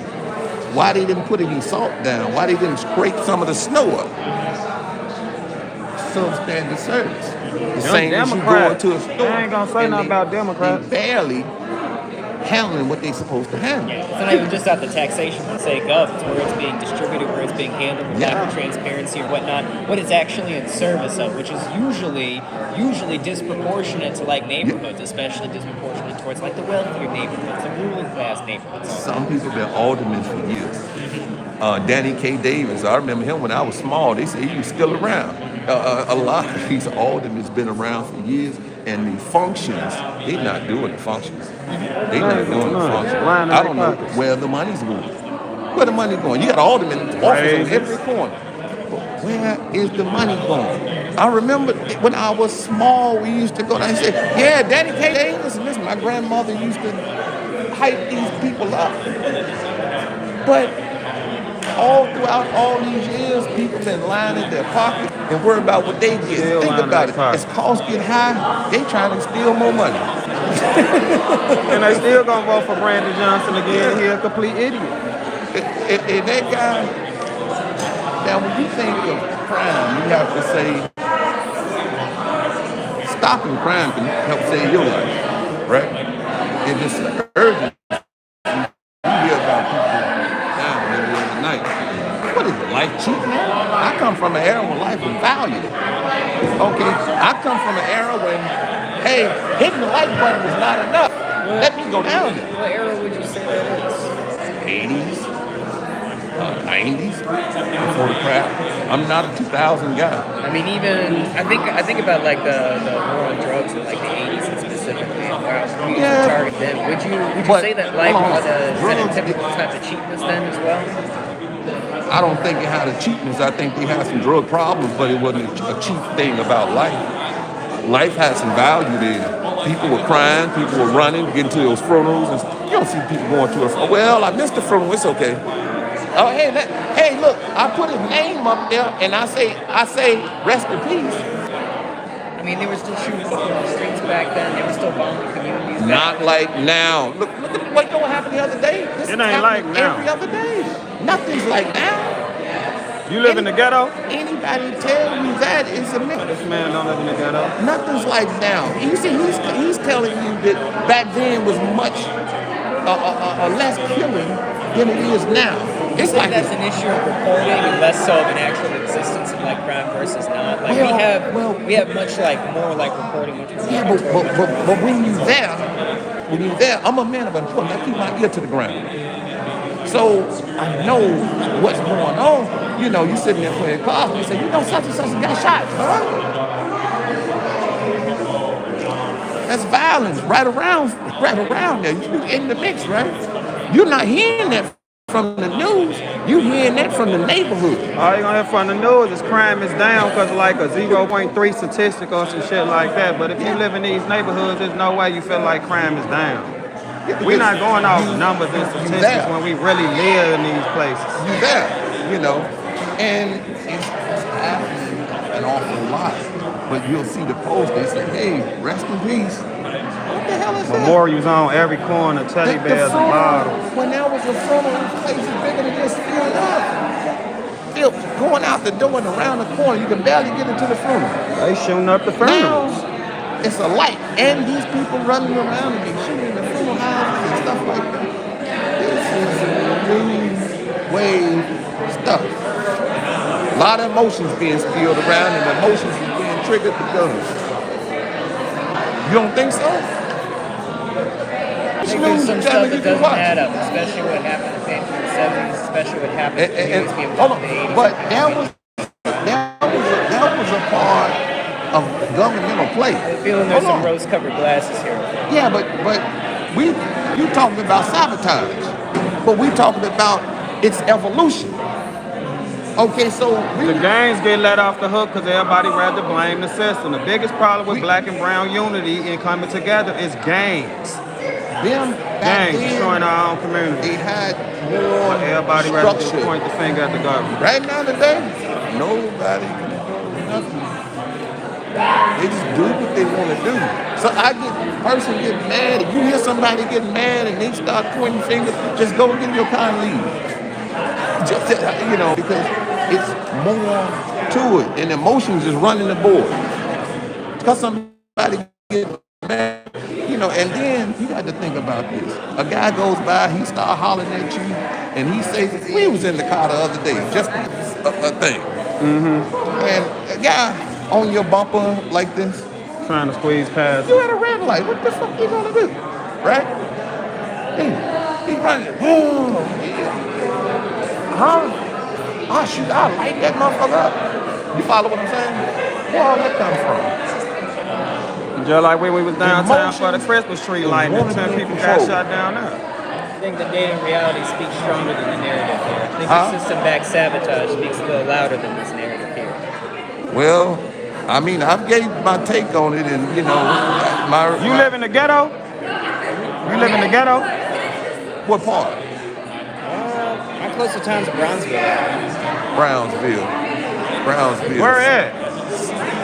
Where's Brownsville at? South side. 35th or something? 35th? Around there. Where the projects used to be at. Yeah. Do you remember those That kind of projects? been gentrified over there. Robert Taylor's and all Was you those living over there projects when on the the side project of was up? It I been was living gentrified now. That's when not the all ghetto. that stuff was up Yeah, and crime was much lower. yeah. I've been in those buildings. I didn't live in them.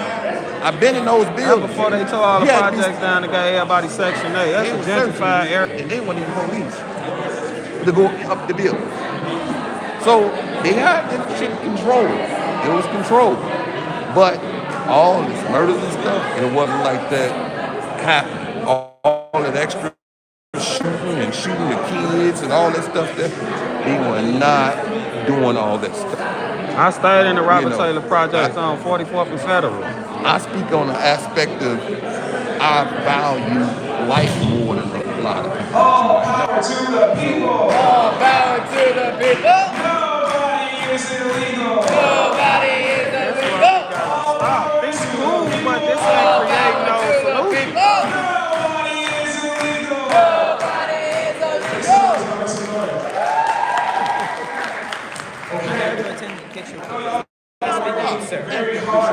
Nice meeting you too. I'm Jake. Nice to meet you, Jake. Nice I'd talking to probably you. see you at another protest or something. You know what any other. So we're gonna take some time just to share out Right now, I think we're still putting some stuff up, but Okay, so where do I do stuff? Back in the hub?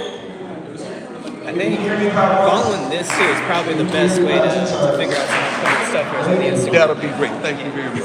Chill out, DC. Nice talking to you, man. Appreciate you. is that, we can look to our culture, look to the beauty in our culture, in our music, in our food, in our shared history, how we got here in Chicago. I even think for it to just be black and brown unity is a problem. It should be unity, period. A lot of all this stuff really is just keep division. I mean, they hitting that point, but it's in there. But you see the That's mix. why it's so easy to play victim though, with like the conversation though. You don't think they were playing victim? Every time I come up with a solution. Yeah, and they almost getting mad that you coming up with, you know what I'm saying? Like, don't want to talk no more and shit. Like, it's what we need to be talking about though. How can we change and not just pointing at this group or that group saying they just holding us down, we could never get up. How you gonna motivate people? How you gonna give people confidence? How you gonna make people want to do something better? If you just constantly telling them it's nothing you But that's do. why I go into the cynic mentality. The mentality of a cynic can hold people down for ages. Yeah. Man, they got up and we was sitting here with next thing I know, I looked up, it was me, you, and that dude. He started rolling his eyes. Like, bro, we need solutions, not just, oh, I'm a victim and I'm always gonna be a victim. But that's what I told him. I'm a problem solver. I'm not gonna sit there and put my head in my lap. Yeah. And then to be preaching this to the mass, it's like, well, there ain't nothing you can do. It is something you can do, man.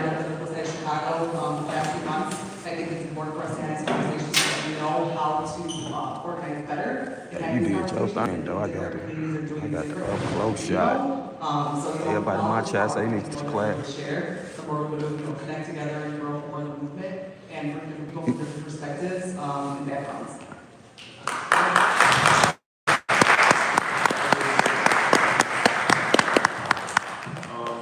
I just want to share. I can share one from our group with one of these kids over here. Y'all come up here. Come on.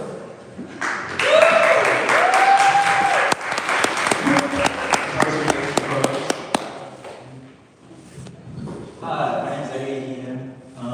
Something that my group was talking about was Fred Hampton and the Rural Coalition, and how perfect example of black Tell City, I said he need to start doing teaching live streams and I'll be there. white community. Well, That's what my manager said. You need to start teaching on live stream. And she'll be there. Yes, that's all.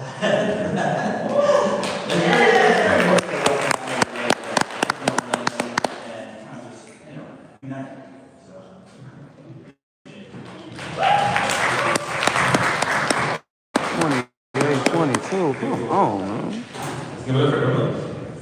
How did we get 22 if it was 21, 21? We also talked about Fred Hampton, crazy. But some of the issues we talked about was misinformation and miseducation, the news or lack thereof, credibility, AI, being susceptible to AI videos. A lot of us can't even tell what it is more historically in this country, and how segregated Chicago is. And that's a huge priority. Like I said, we talked about looking up to Northampton, we talked about MLK, we talked about the Palestinian struggle. And then some of the things, what we can do moving forward to fight disinformation, miseducation, not believing the lies of war. While our country goes to war, the government is trying to start a war with Venezuela. It's about oil, Nigeria, oil, and not falling for those things. We can get more organized.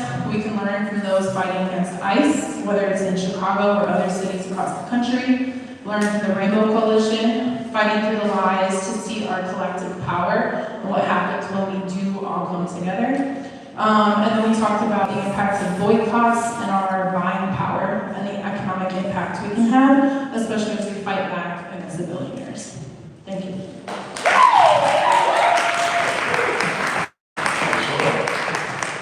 Anybody else want to share from the table? Back here, let's go.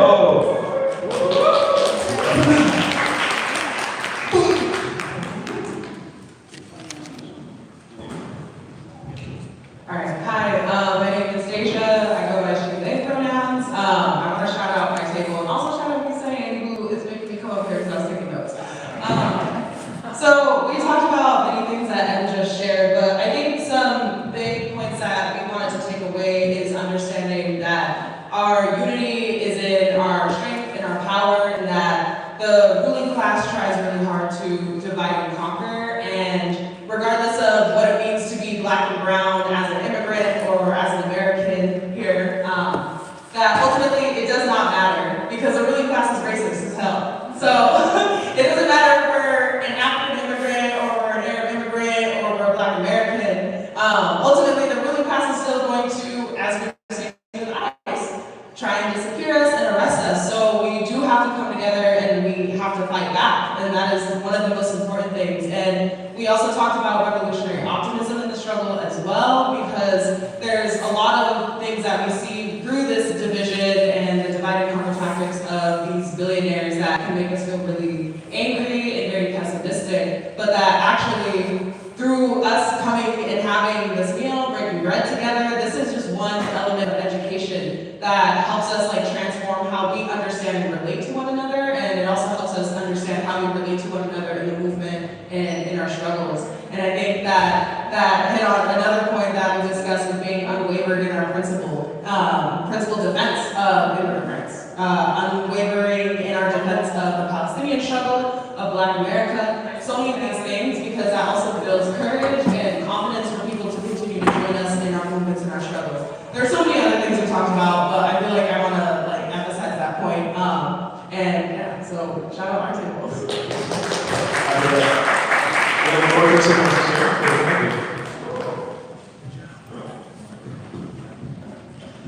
Hello, my name is Saul, or Saul EM.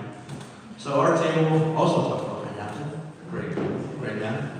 And the biggest thing that we talked about is building bridges, understanding how we are the same victims of the problems of education, media, lack of historical context, or just how we're all basically sharing the same struggle, and how we can build understanding through our similarities and our differences. Because again, we all have the same issue. It's the people in charge. And they are all trying to keep us in the same place below them. And if we're able to get past the fact that we are all part of the same, if we can get past the fact that, yes, we are different. That's not necessarily a bad thing. We can still come together, and together we can be powerful enough to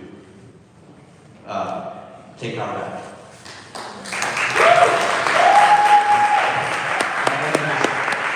Together we can build power to take power back. That is the key.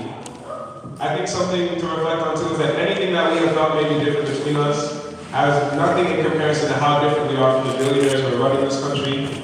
They are sick, they are twisted, they are committing every crime imaginable to stay in power, to keep people living in the dirt, to keep transferring wealth.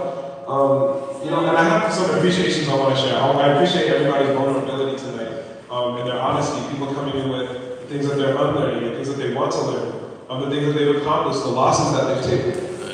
Somebody shared, how they genuinely asking, they said, how do I dismantle my defensive mindset when I come into movement spaces? How can I dismantle my defensiveness when I'm entering community spaces that I'm new to? And I think that, the concept of building trust is key for any kind of political education. For elevating our struggle, we have to build trust. We have to be on the same page and bring that together. I think that's part of what's so important about tonight. Somebody shared that they're still discovering unity with themselves, that they're still discovering unity in their own communities. That actually there were folks who were at our table who were from similar hometowns who didn't know each other. I think that was the goal of wanting to cross bridges, but I think some folks built unity with their own communities tonight, and I think that is also a key factor. To build Black and brown unity, you need Black unity and you need brown unity. We have to be in our communities in order to represent them. We have to know our history in order to teach it. And so I think this is a time to adopt this attitude of each one teach one. We can shoulder our histories, we can shoulder our culture, and we can share it with people as a source of our power, not really as something to fear or something that keeps us apart. And I think that's something that really tries to hide from us day in and day out with the media apparatus. Clap it up for everybody who was so vulnerable.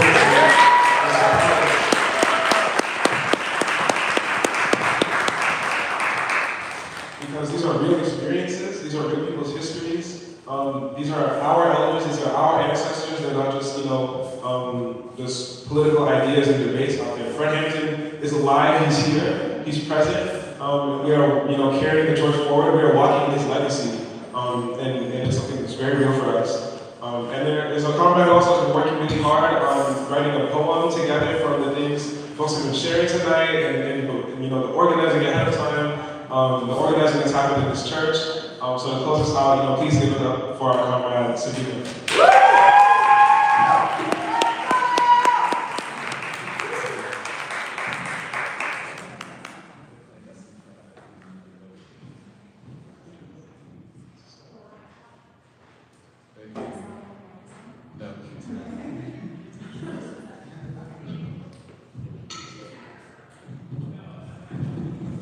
Hey y'all, my name is Sabina. Thank you everyone for being here tonight. I took my jacket off even though I'm really cold because I got you up for the fit, and I just wanted to let everyone know I'm being really hurt about it. Okay, I'm going to be reciting a poem to you all today that I wrote in the last few days, and also integrated some of the quotes that I heard some of my fellow comrades speak about tonight. Yeah. The name of the poem is In the Mind of a Revolutionary. In this room, I see black and brown. Together, we reject those that wear the crown. They trick us into believing it is a battle of left and right, but the struggle of top versus bottom is the actual fight. How absurd of us to demand fundamental human rights. Our struggles do not divide us, but unite. Our politics are rooted in our values, my comrades scream, but somehow our demands for a just world are too extreme. Frightening it can be to question the status quo. This oppressive structure was fundamentalized long ago, and for what? Some cash flow? For Bill Gates, Elon Musk, Jeff Bezos? On you, the truth I attempt to bestow. With the blood of our ancestors, their hands are stained, our land, our culture, our people inflamed. In this moment, I am drained. Is this prison a punishment, or is it about politics, power, and profit, so the rich can get richer, and we remain treated like shit. How many times must this cycle repeat? Fundamental empathy has become obsolete, but overcome we shall. We must defeat. Our mission is far from complete. You feel tired too, don't you? But in this fight, you are not alone. With our collective power, this system will be overthrown. Here lies the cancer of this world. We'll read the tombstone. The wealthy ruling class is responsible for it all. Poverty, pillage, private property, pollution. For long enough, we have lived in destitution. The political power of the collective cadre fighting against this evil institution is conducive to revolution. I have a political home, I hear you say. I can feel our collective power in my vertebrae. Soon the billionaires will have their reckoning day.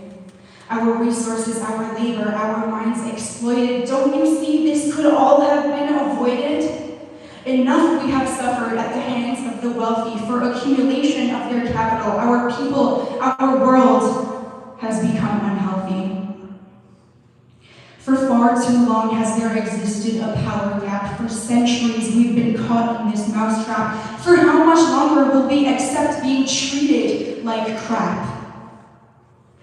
Imminent is the global dissemination of the left wing, and down will go the kings. Do you see it now? Our struggle is one. Only together can this nefarious system be overcome. A unified revolutionary class we must become.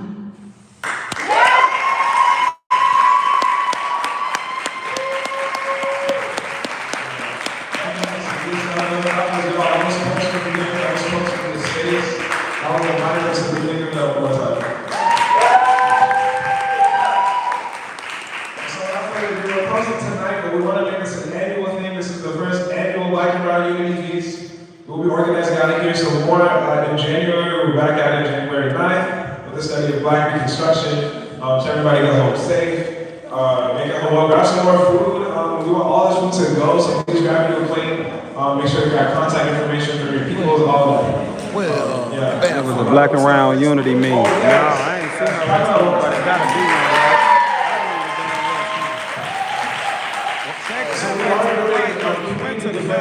one, right? Everybody can do something, but everybody can't do everything. So we're trying to tap into each other. There are folks from different organizations tonight, different rapid response networks. But if you didn't catch most information, you can come talk to me or somebody at the desk and join the Chicago Defense Hub. You scan the QR code. It should be on the Know Your Rights flyers as well, if you got one of those. But yeah, we're going to continue organizing out of this space, out of so many spaces in the city of Chicago. And without further ado, all power to the people. All power to the people. Nobody is illegal. Nobody is illegal. All power to the people. All power to the people. Nobody is illegal. Nobody is illegal. Unete. A la lucha, unete.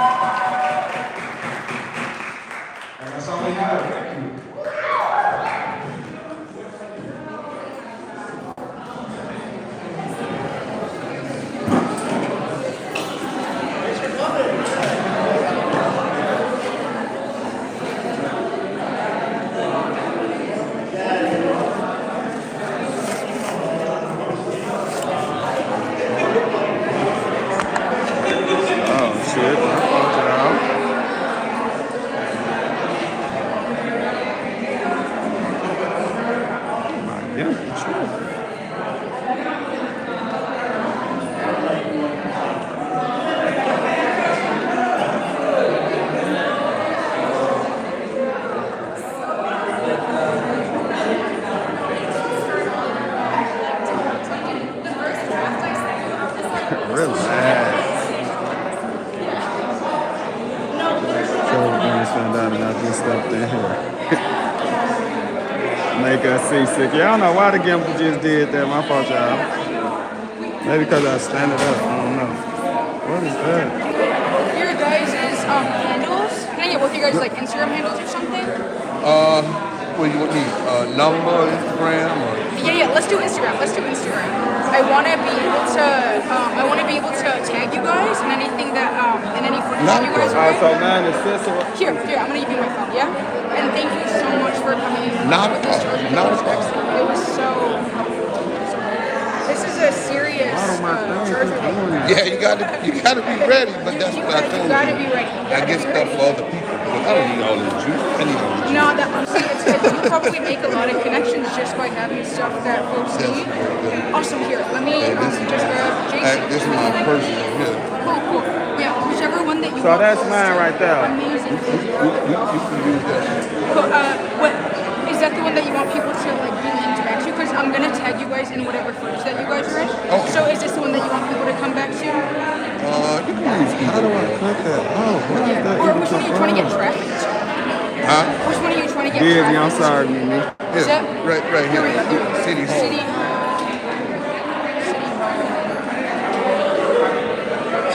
Here we go, John Summer. Yeah. Awesome. If you want to know some of that stuff about the banks and stuff like that, just let me know. I Because will. I see a lot of people, they usually chase banks or Right. Bank of America.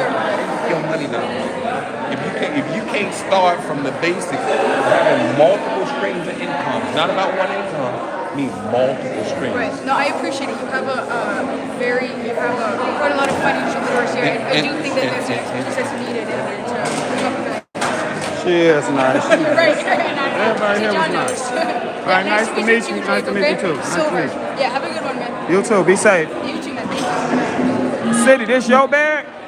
Oh, that's what that battery was in? And then, check. No, you good. Y'all good. I'm happy to help you actually take this to the car. You good. It's such a big, heavy piece of equipment. You guys are good. You guys have been great. Well, if you guys need help taking care of it, I mean, Not a problem. You so nice. Thank you. My muscles used to be so big, I had to stop working out. it's probably being If everyone would be willing to help with cleaning up the chairs in the space to leave it as we found it, thank you so much. I'm gonna stay back and get him a hand. Okay, turn to really good to meet you. Good to meet you too. It was a Take care. pleasure. Thank you. All the best to you guys. Hold on, let me put this down. There you go.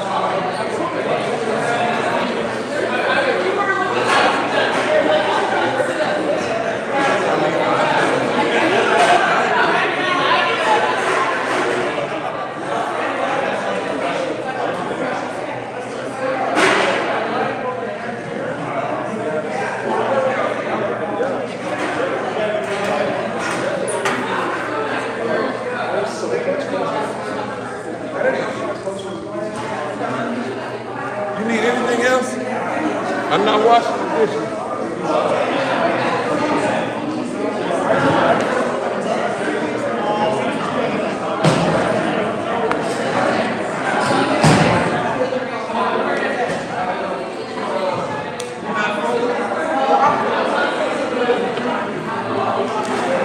So this, I guess, How does this Gamble there. keep doing this?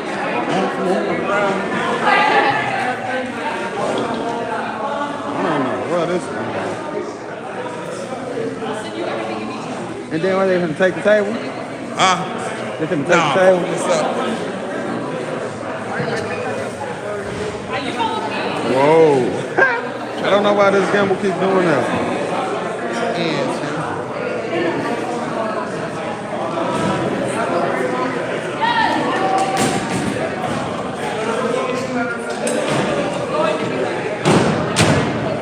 So they asked you to take the table.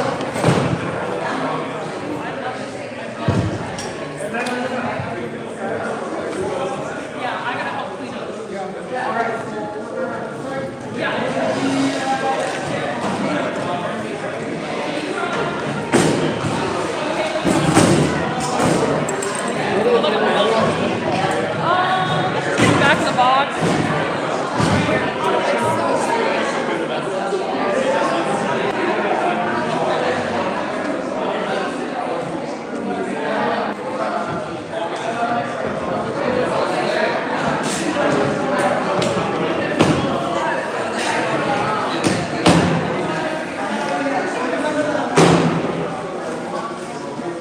You ready? Have a good one, guys. You're Not a so problem. It's nice, time. My Gamble just ready to call her.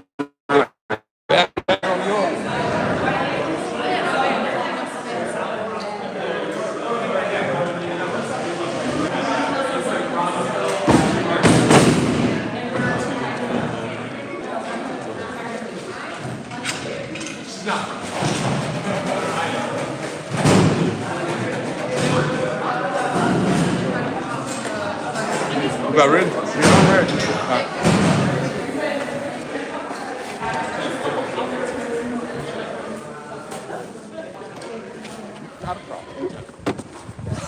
That's okay, I had it. Thank you. Be safe. See you.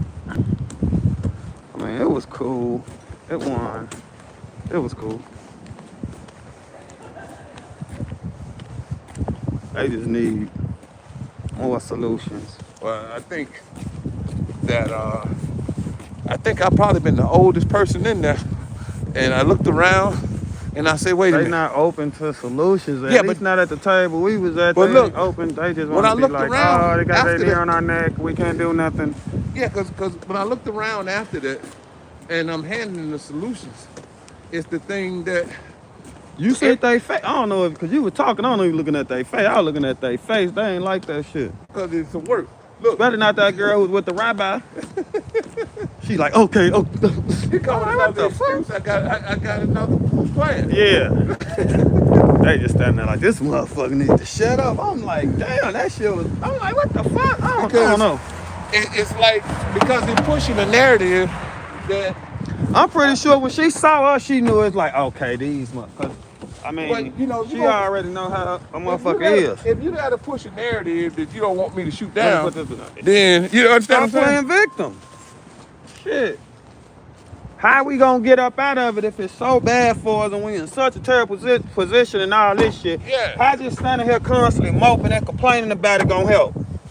Yeah, and you know, I'm trying. The other lady was getting mad too, who was singing and shit. She was getting mad too. It looked like she came to a term to understand. Hold on. The only person who was feeling that shit is that same Mexican lady who just came talking to us now.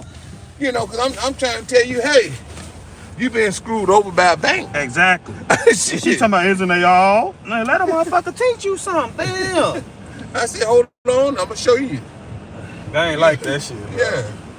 Because you trying to make an excuse to why a motherfucker smoke cigarettes. Man, that motherfucker ain't gotta smoke cigarettes. What the fuck? Ain't no good reason to be smoking cigarettes, especially why you ain't got nothing.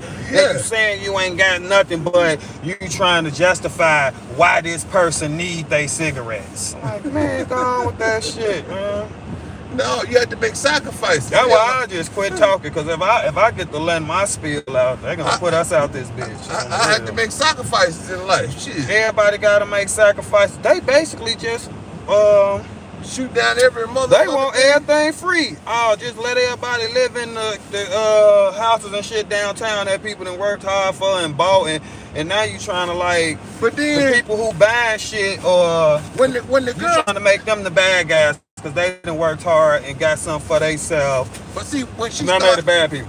When she started saying something about the mother, I didn't even say nothing about them damn pronouns. I said I'm Jay.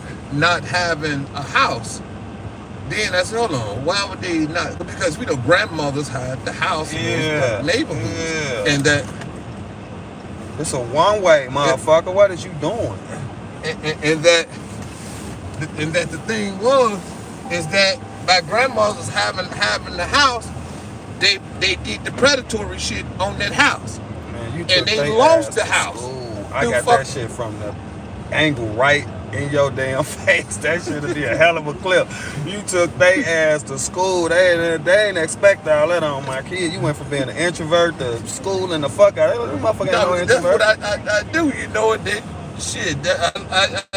My thing was like I told you, do what you like to do. I like to teach. Yeah, they said introduce yourself, say your name, and say your pronouns. I'm like, what? That's what I told them. I help people. They talking about I'm her, they, whatever, respectful, whatever the fuck.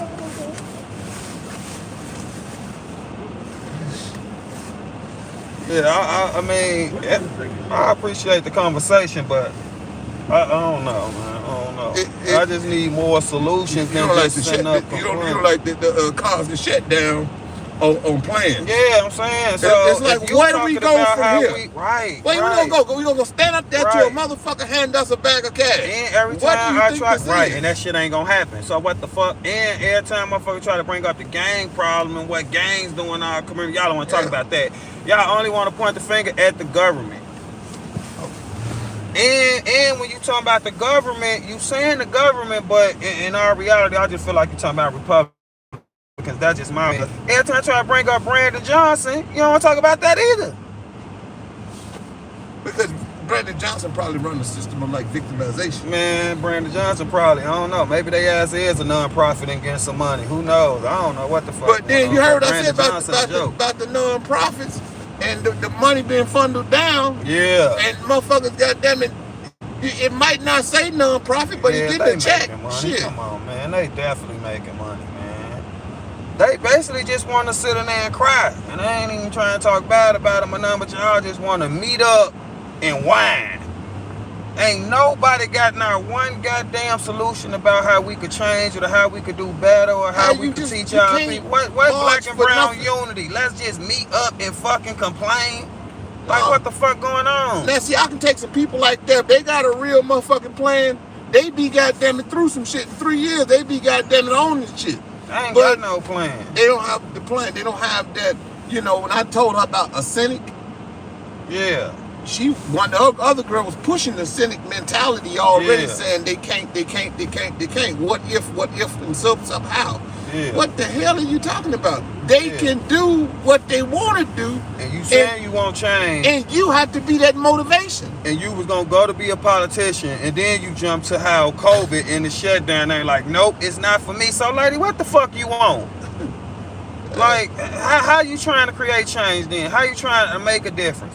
And how you trying to give people confidence and motivate people to want to do more or want to do something? All you tell them is how they oppressed and they can't do nothing. And the system been against you for 800 years and there's nothing you can never do. What the fuck is this message? That's why I told the other girl, I said, you guys have inherent talents that you will not use because people tell you that you can't do something. Yeah. I say, and I had to refer back to that when the other girl said, but. And I went on to Cintiqs. That's why I went to You can tell they all basically looking for the lady who was singing, the lady with the dreads to save them. Yeah. You know what I'm saying? And she just coming with that same victim ass mentality every time you try to come up with a solution or say what we can do or what we need to be doing. She come right back with this victim ass shit. Now everybody shaking their head and knocking on the table. Man, don't nobody want to hear this crybaby ass shit. This shit ain't gonna help no motherfucking body, man. What the fuck? When I tell people they being screwed by the goddamn bank, you supposed to find that answer gonna fix that motherfucker tonight. That's what I'm saying. You with Chase. We looked that shit up. That shit 0.3% or something like that on interest or some shit like that. What the fuck is you doing? This what you need to be educating yourself on instead of just oppress. That's it. That's all. That's all. What the fuck are they they never heard that you? song. I want to know what it's like to be free. Every black motherfucker that heard that song 2 million motherfucking times. It's time to quit listening to that shit. Your ass is free. That's the reality of it. Your ass is free. That's why you sitting in this motherfucking church saying what you want to say and doing what you want to do right now. But all you want to do is complain and play victim and say, oh, they should give us all money. Oh, they should give us all house and all they should pay for everything we need. Come on, bro. The fuck type of message is this, bro? This is a fucked up message, man. Nobody wanted the answer, man. They want to get them that blind check. Yeah, that's what I'm saying. They ain't never gonna fucking come. I'm telling y'all can own y'all own motherfucking real estate. Right. What Shit. the fuck? You talking about what if they ain't got no money? Motherfucker, I'm here with people that's capable. Talking about black and brown unity, and there's some neighborhoods right here in Chicago. If me and you went right now and got out the car, they'd beat the shit out of us. And see, it wasn't just for being black. It wasn't even that. When you said black and brown, I said, hold on. Well, Mexicans know how to work hard. Okay, now if y'all want black and brown, black mama know how to get some money. They just putting it in the wrong place. You know. I just think that's bullshit off the back, and I ain't mad at you because I know black and brown people do need to be closer. I get that and all. Okay, we need to get together to go against the white man. I think you just need to be like on some unity shit though, because when you just come with like black and brown unity, that's still just creating division and creating divide, and it's still creating us against them type of things. So you're trying to bring black and brown together, but it's almost like you still wanted to be black and brown against white. So anybody else, I really don't like that shit either. That ain't the right message either. Why it always got to be some fighting? Why it always got to be some division? Why it always got to be somebody left out? As y'all complained about how the fuck we left out. I don't be understanding that shit. I think they coined it that way. But as you see, we always have plenty of whites inside of the It was whites in there, but that white man sitting at that table with us thought he was blacker than me and you. The fuck? Talking about you from Bronzeville, but you from the ghetto. Motherfucker, that gentrified ass area ain't there. There ain't no motherfucking ghetto. You see, you got the name of them projects. You was over there when the Robert Taylor's over. No, I bet you won. That's when that was a ghetto. Motherfucker, the projects is gone. Have you ever been shot? Yeah, and you trying to tell us about crime and what the fuck going on and all this shit, bro. We live in these areas. We ain't just watching the news like you, and you watching certain news stations that gonna fit your narrative or gonna say what the fuck you want to hear, so the shit just don't. See, that's the shit I can't stand. That's dumb as hell. That's dumb as fuck. Motherfucker ever throw the multiple rounds at you? That's what I'm saying, bro. Run you ain't seeing wrong in his eyes and shit. I got the camera right on, and not that it mattered. He was gay. Yeah. You know what I'm saying? The fuck? Rolling your eyes and shit. I'm just giving them the real shit. How the fuck you gonna tell us about the ghetto and what's going on with crime? Because Brandon Johnson got on TV and told your ass crime down and you believe it. Motherfucker, we in these areas for real. Shit. The fuck? Did you just see the news? Motherfucker, somebody just got shot yesterday. Motherfucker got killed. 3 people in critical condition right now downtown Chicago. What the fuck is you talking about? Go ahead. I told motherfucker, I'm sitting at the table when the motherfucker come get the phone calls and say, you know, such and such, it's been a shooting over there. Somebody, hey, check I this. said him being gay don't matter. Somebody does matter, Jake.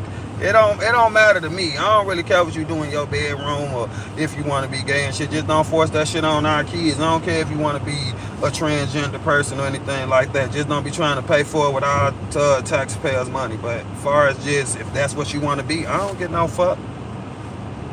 That ain't got shit to do with me. Whatever you just pay for that shit yourself and don't force that shit on our kids. And don't force it on us. Every TV show we watching have to have men kissing and all this shit and all in cartoon. Well, we done talked about this a million times. They still in the visual. They got to eat and all that shit too. I ain't got nothing against gay people. So you know, it's just that I can't just look at them like, hey, you gay? No, I'm not gonna talk to you. Yeah. You know? And like the pronoun shit, that bothers me to come sit down and have a conversation and motherfuckers talking about say your name in your pronouns. I'm clearly a man. I'm clearly a he. Like, what the fuck do I gotta, like, it's like catering to this shit. You know what I'm saying? And the shit be weird. I don't even know what you mean when you say she, they. I don't even know what you're saying. Is you saying you gay? What you mean? I don't even understand it because I'm not even finna try to understand it. Half the time you can see if somebody is, but that ain't really my motherfucking business because I don't roll with that. I don't get no fuck if you walked up with a dress and a wig on. Exactly. I'm still gonna say he. Because my brain ain't set up like that. I'm not finna try to make my brain say her and she when I'm looking at a fucking man. That's why if you gay, your ass should still come up with jeans and a t-shirt and some gym shoes on. Ain't no reason for your ass to have on no hoop earrings, no damn dress, and no bra and all this shit. That shit is just weird. I ran into a guy like that in Brooklyn. Not the gay thing, but the other thing where they always find a solution to say, hey, this ain't gonna work for me, or that ain't gonna work for me. Yeah. And they want the money from the government talking about they're running for office. Right. I said, what the hell? They trying to make gay people a whole new race. Like, these motherfuckers ain't just black, white, Mexican, or whatever like we is. It's like they whole own thing, need special benefits, special treatment. They from a third world country and be like, shut the fuck up with that shit, I don't bro. know why they get mad about Your ass depressed cause decisions you made and your ass ain't happy with that shit and you trying to put that shit all on the rest of us and make the rest of us cater to a lifestyle that you chose, motherfucker. When I was a gangbanger or whatever and I was in the street, I was trying to put that shit on everybody else. That's a decision I made. That's something I don't know I why decided to do. What the fuck? They get mad about solutions. All of them was getting mad about solutions. That's why I shut up, cause I get a little crazy. How you living if you don't want no damn solution? That's what I'm saying. They shot down all the solutions. Yeah, we went past 55th already. Yeah. They shot down all the motherfucking solutions, and it's one thing to shoot them down. It was pissing me off is that you get mad that somebody even no, we ain't. We on 50th. Oh, we on 50th. We passed 55th Street. So because we was on 64th, right? Motown. Why you getting mad because somebody else trying to come up with a solution? Because you want to sit here and be a victim. You want to sit here and victimize our people and all poor little us. What the fuck? Shit done happened to everybody. What the fuck? I ain't saying act like ain't shit happen, but you can't sit up here and just dwell on this shit forever and expect something to change because your ass sitting around crying. Like, what the fuck? That's not helping, bro. But you notice people always say, won't nobody share information with them. People gatekeeping and this and that shit. Y'all poisoning our people more than whoever y'all calling the motherfucking oppressor. Cause you motherfuckers sitting up beating this shit in there. Yeah, you poison their mind. You basically telling the motherfucker that you fuck. And it ain't shit you can do. And you right where they want you at. And it ain't nothing you can do to change it. But at the same time sitting here crying about it. You ain't motivating nobody. You ain't encouraging no motherfucker. All them motherfuckers crying and going around there. Hold on, they talking in a soft voice and talking with their motherfucking hands like they doing something. I ain't gonna let y'all jump me, goddamn. I'm finna come up out this shit. I got solutions for y'all I ass. was so glad, boy. I was proud of you like a son or something. I swear, boy. Tell they ass, city. All this motherfucking whine and ain't got no motherfucking solution. Oh, well, people are broke. That's the fucking problem.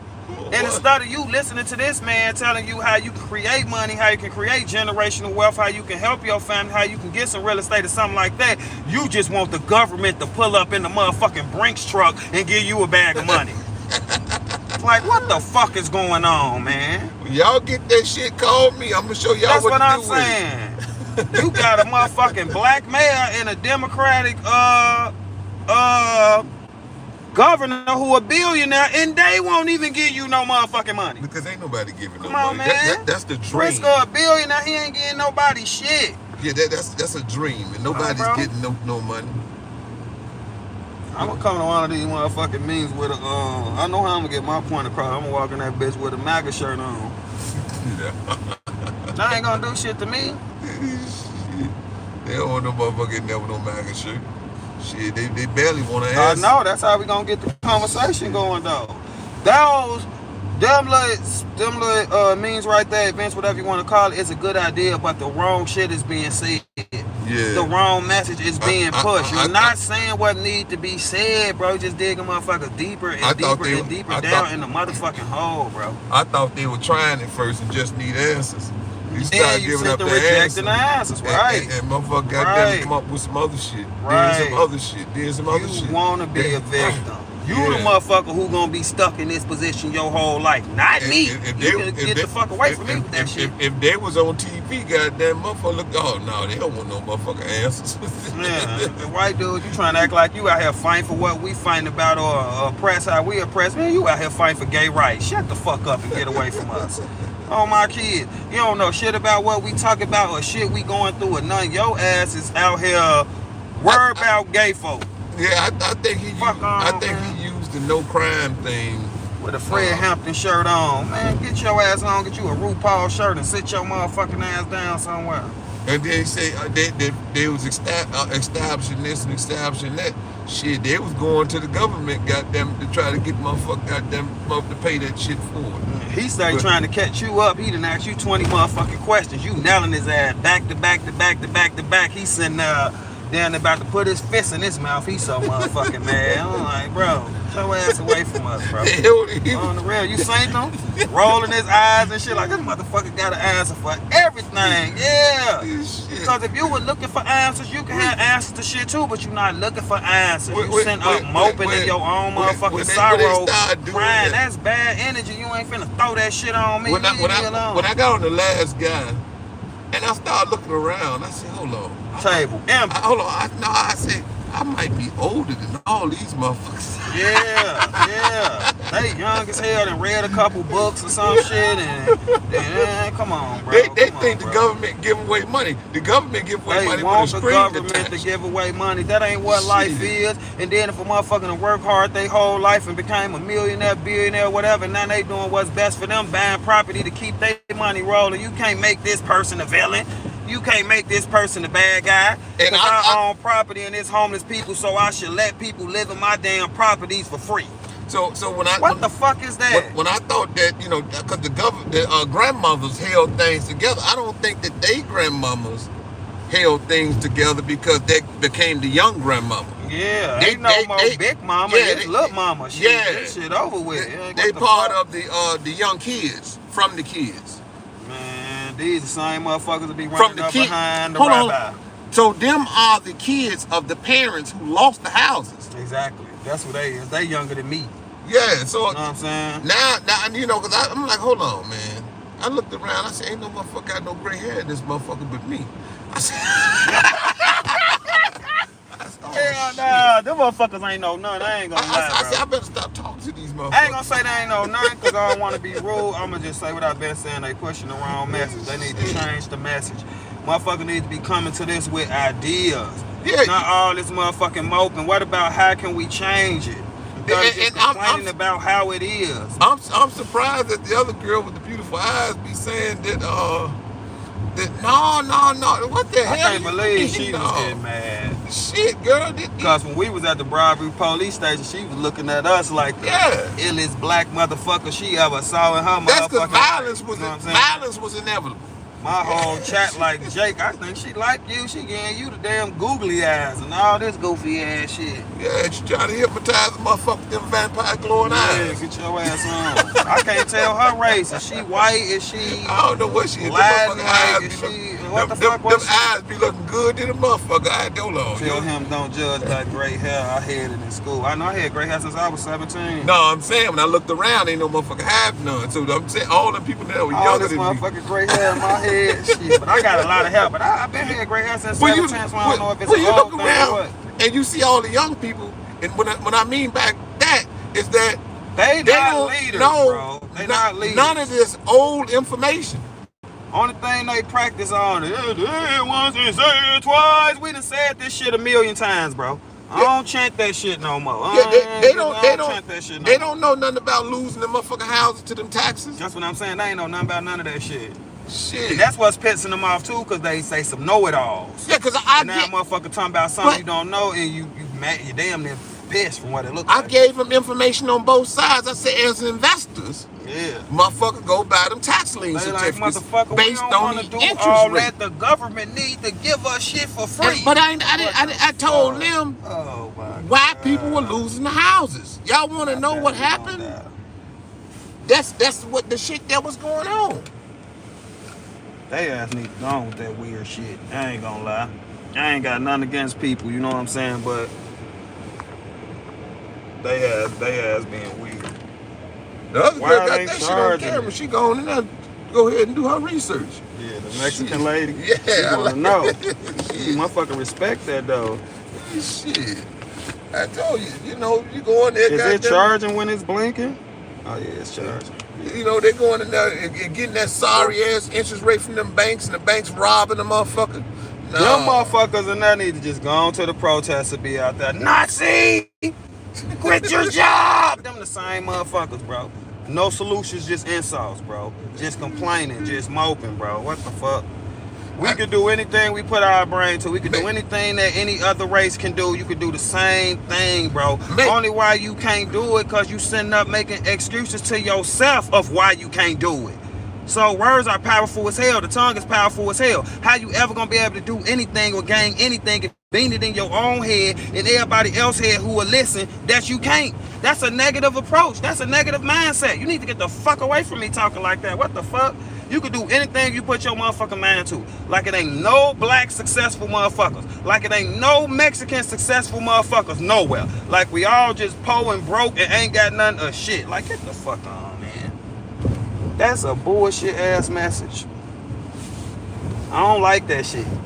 That's how I was all angry and all fucked up and just hollering and screaming. Shit like that. It be that type of energy right there. You be surrounded about that type of shit. You know what? You right.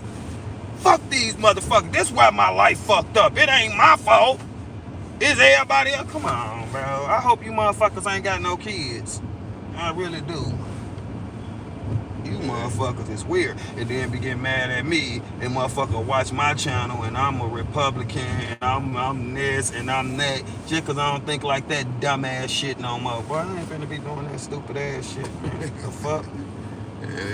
Ain't no money truck finna come save us. Ain't nobody finna come save us. And instead of us even trying to save our damn self, we spend all our time blaming everybody else. The fuck? You a fucking victim. I ain't no victim. I ain't no fucking victim. Gone with that goofy ass shit. That's why I wanted to say something so bad, but it's a church.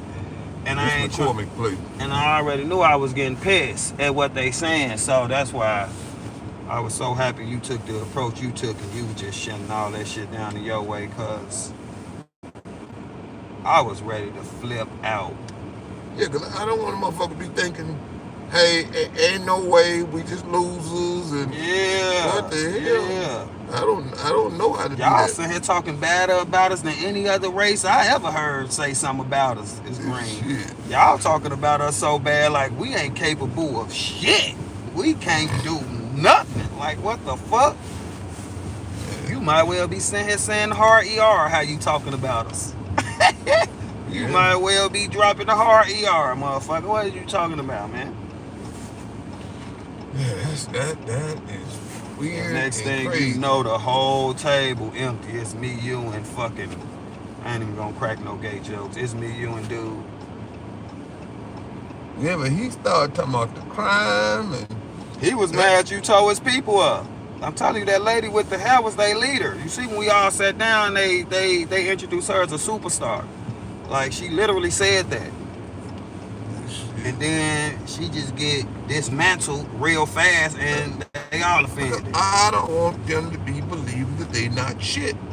And in order, I told them, I say, I look at motherfuckers and you motherfuckers got gifts. They do got I gifts. see more in y'all than y'all see in yourselves. And that's the problem. That is the problem.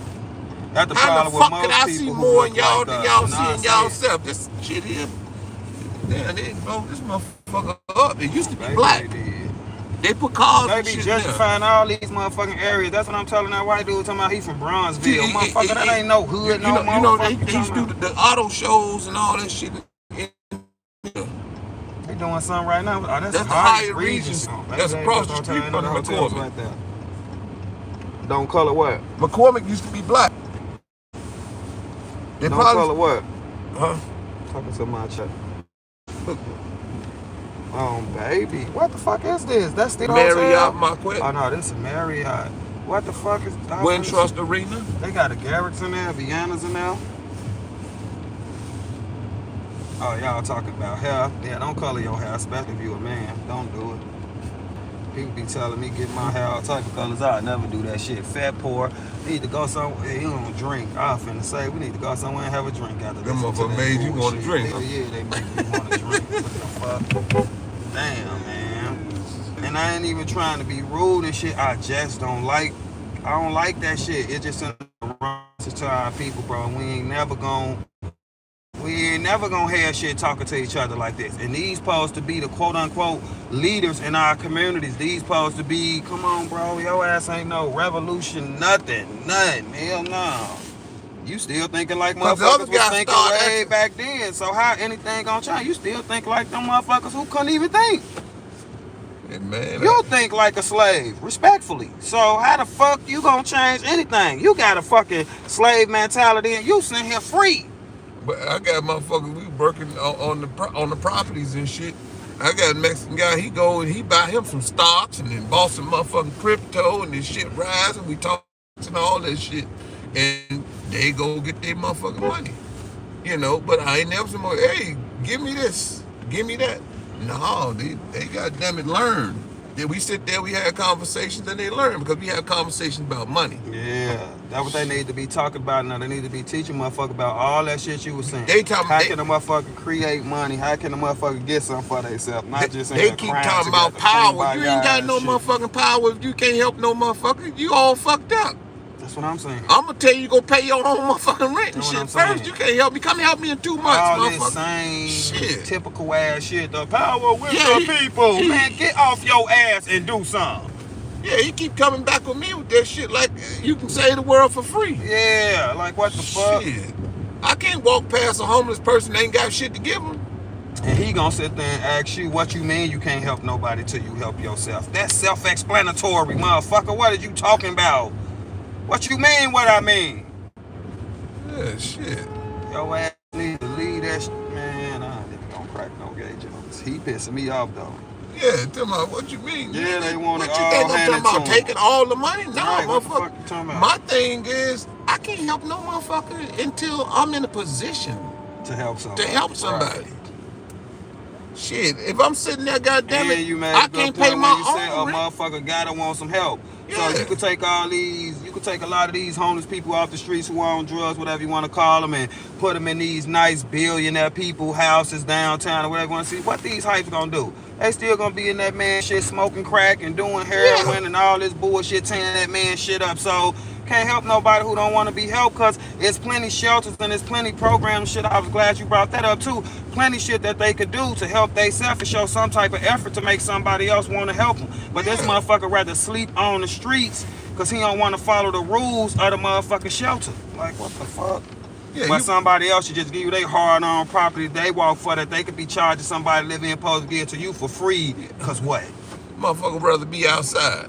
Or that person a bad person. Nigga rather Let them live what you did. You got a place, go on, pick up a couple homeless motherfuckers on your way home and take them home with you. See when your ass wake up, how many TVs still in your motherfucking house, or what? See how much shit you still got in there.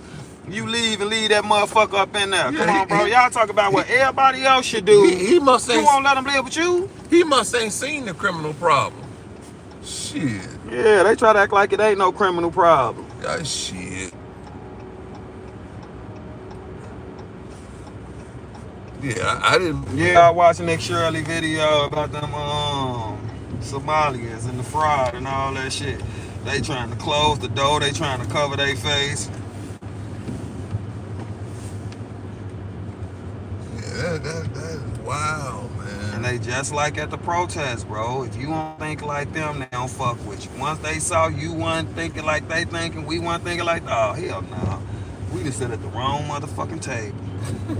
We just sat at the, y'all came and sat by us. We sat down at an empty table by our motherfucking self. Y'all get to seeing cameras and all that shit, and motherfucker want to come over here and be on camera. Well, we ain't, you know, we got a mind of our own. We ain't just no yes man. Yeah. No, your ass and I ain't finna stop putting the camera on you. Every time you open your mouth, I'm putting this motherfucker in your face. I don't give a fuck. I don't know why they was like that, man. They was goddamn going off. Because they don't want solutions. They don't want change. They want to run around complaining, the man. Shut the fuck up. Yeah, I told them, that motherfucking bank screwing you. Yeah, that bank screwing you. Talking about you got chased. Your ass ain't looked into nothing. Your ass just the whatever bank was closest to your motherfucking house, closest to your job, that's where your ass went. Your ass ain't even looking into this shit. They charging you all that motherfucking money to give you 1 cent?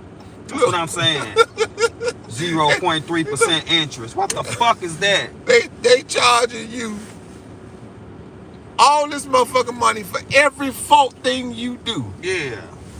And just to give you a fucking penny? Yeah, so even if you need some emergency money and you ain't know what about no chase, they finna charge your ass to use ATM. What the fuck is you doing? They not giving goddamn as much as they collecting. Yeah, slow as hell. Yeah, motherfucker not giving much as they collecting. Crazy, man. Blaming the man, you need to blame your motherfucking brain. Shit. The fuck out of here.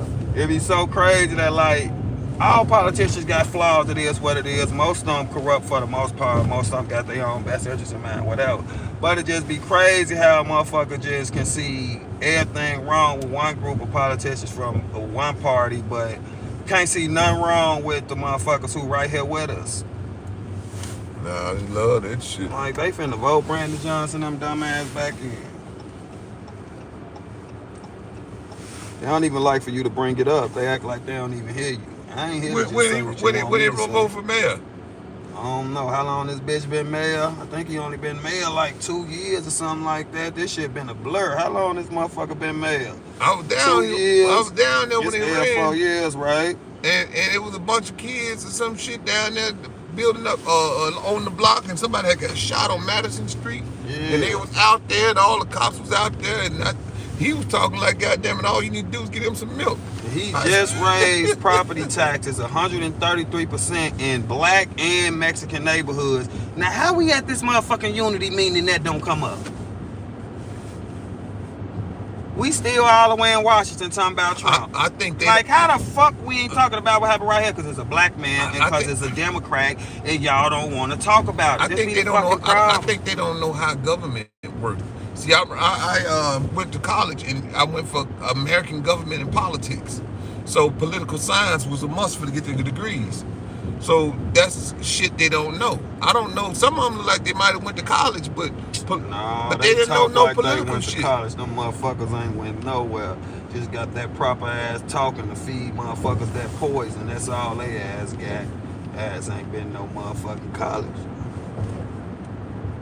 Yeah, you know, they teach you about all that shit in political science. What NIMBY mean and, you know, all that shit. NIMBY like not in my backyard. They doing a lot of reading. I give them that. They seem like motherfuckers who read, but they reading all them oppressed ass books and shit. I ain't saying it ain't no knowledge in it. I ain't saying it ain't nothing you need to know as a black person or a brown person. But like, man, don't let that shit be your whole life. Don't let that shit be your whole mindset. Like, what the fuck? If that's what it gonna do to you, quit reading that shit. Well, I'm gonna tell you what get to these guys now. Distractions. Oh, them distractions, goddamn it, and they start to love the distractions. Mm-hmm. You can't have all them motherfucking distractions. You trying to build something. That's what I'm saying. You come with all them motherfucking talking points. All them motherfucking distractions. I told you, I go to a motherfucking house and they say, hey, I want you to teach me this, that, and the other. I'm sitting there by myself, goddamn it, after about, goddamn it, 20 minutes. You gotta rewrite the book. Why you reading a bunch of shit that's gonna make you feel like you can't do nothing? Because they start telling me. You just in this unfixable situation and the whole world is against you and the whole system is against you and shit. If you feel like that, it's time to switch countries. Yeah, if it's that goddamn bad in America, where you just feel like they gonna forever want us down and gonna forever want us with none, and it's the government against black and brown, it's time to leave. I mean, if you done came to that conclusion, what the fuck you doing? Yeah, they start telling the motherfucker, hey, no. Who is Joey? What's going on in this chat? Start what hashtag? Y'all coming up with all type of plans for Jake. What y'all talking about?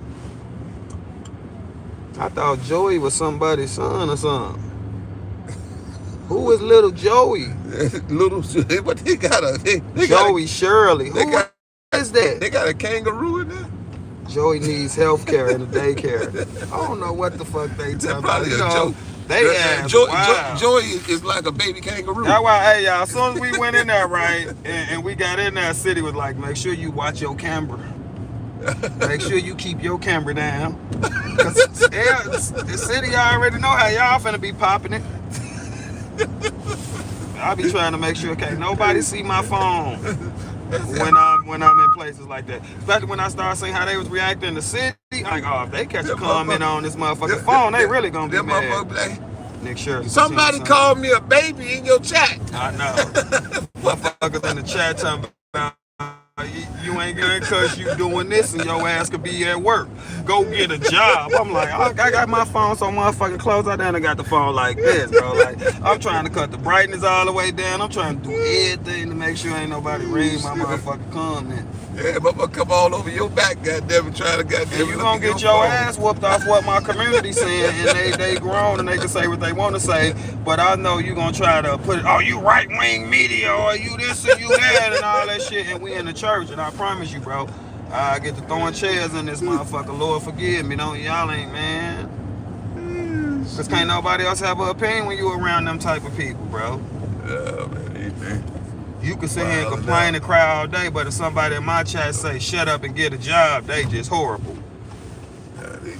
They racist. You in here letting them racist motherfuckers watch us? Oh my God, bro. That's all I'm think I be doing. Oh, you just getting them racist motherfuckers a window to watch us laugh at us. They somebody kids though, man. I'm trying to think, man. I hope they ain't nobody parent. Who would leave them out to not know nothing? It's a cold world, man.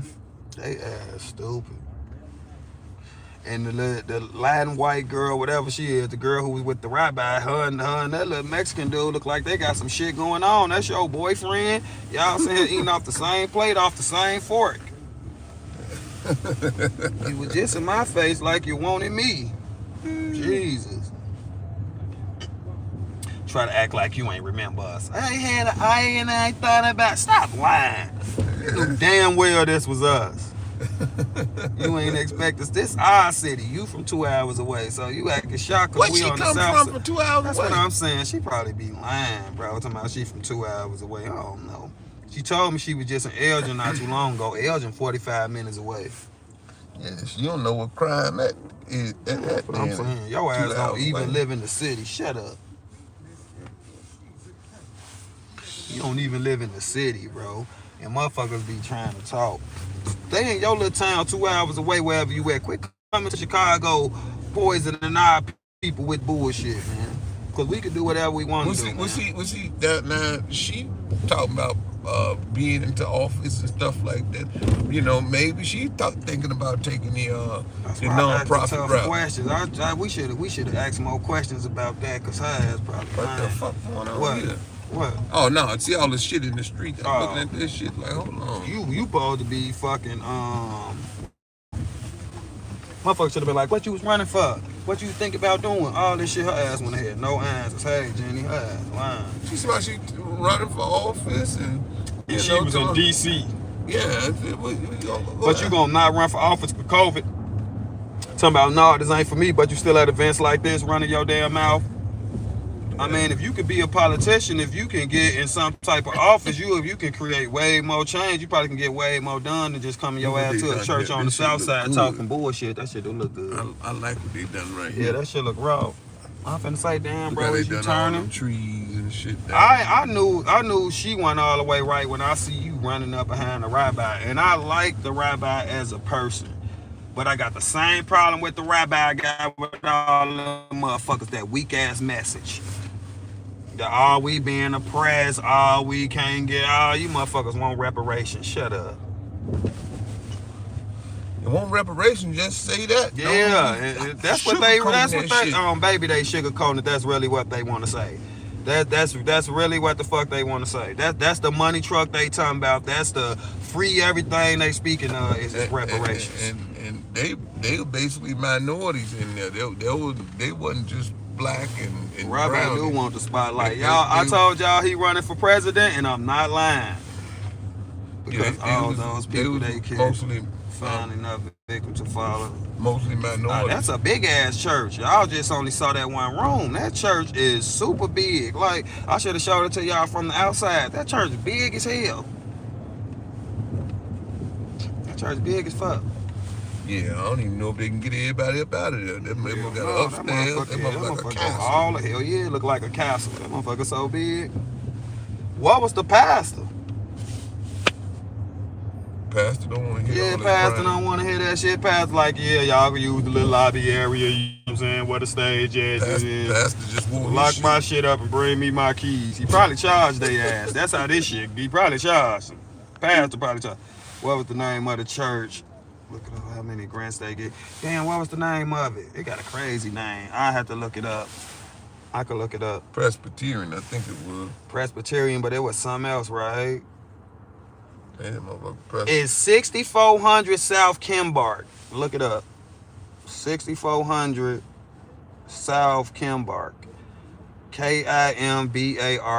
Chicago, Illinois. You know that, so just look it up. What the fuck? Hold on. Why would XIP go way up there? Now they pumping money back into the fucking market. This shit getting on my fucking nerves, man. These motherfuckers. You talking about, I'm not doing stocks. Well, shut up. That church made an impression on us. But see, they ain't even have to do stocks. You said bullshit. Yeah, that's the church. Yeah. They dumping money back into crypto. Crypto gonna make a lot of money, whatever. Yeah, Trump but did, what I'm signing saying, laws or whatever. they've been. Bears score tied up. You see, I done missed damn near the best game of the year. They've been playing with the crypto money. 35-35. Ooh. See, y'all lucky I'm still on stream. I should have been cut this off and watched the Bears on my phone. How much time left? In the last, not even an hour.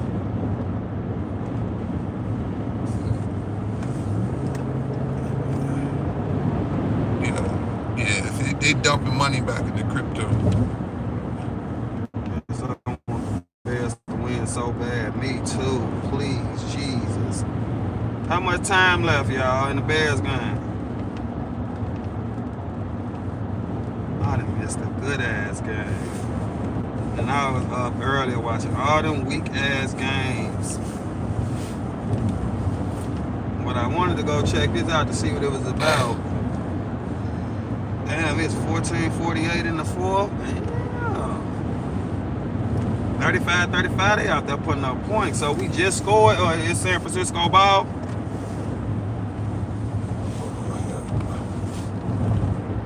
We're in the next Victim United meeting. Victims United meeting. me. Oh my God. That's why I can't let people see the chat. I wish when y'all was voicing y'all opinion, y'all be like, okay, we gotta think about Jake. Jake is actually there. Y'all can't help y'allself though. What if they attack Jake? What if my comment and somebody see it and they attack Jake? The church has received $4 million from the city of Chicago taxpayers. Bears just scored San Francisco ball. It's in the church. Yeah, you know they gonna look up everything. They don't give a fuck. The church has received $4 million from the city of Chicago taxpayers. Damn, that's why that motherfucker that big. I think about you all the time. LOL, thank you, Mimi. That church got So $4 when they million. were bitching and moaning about having enough money, part of that money went to that church.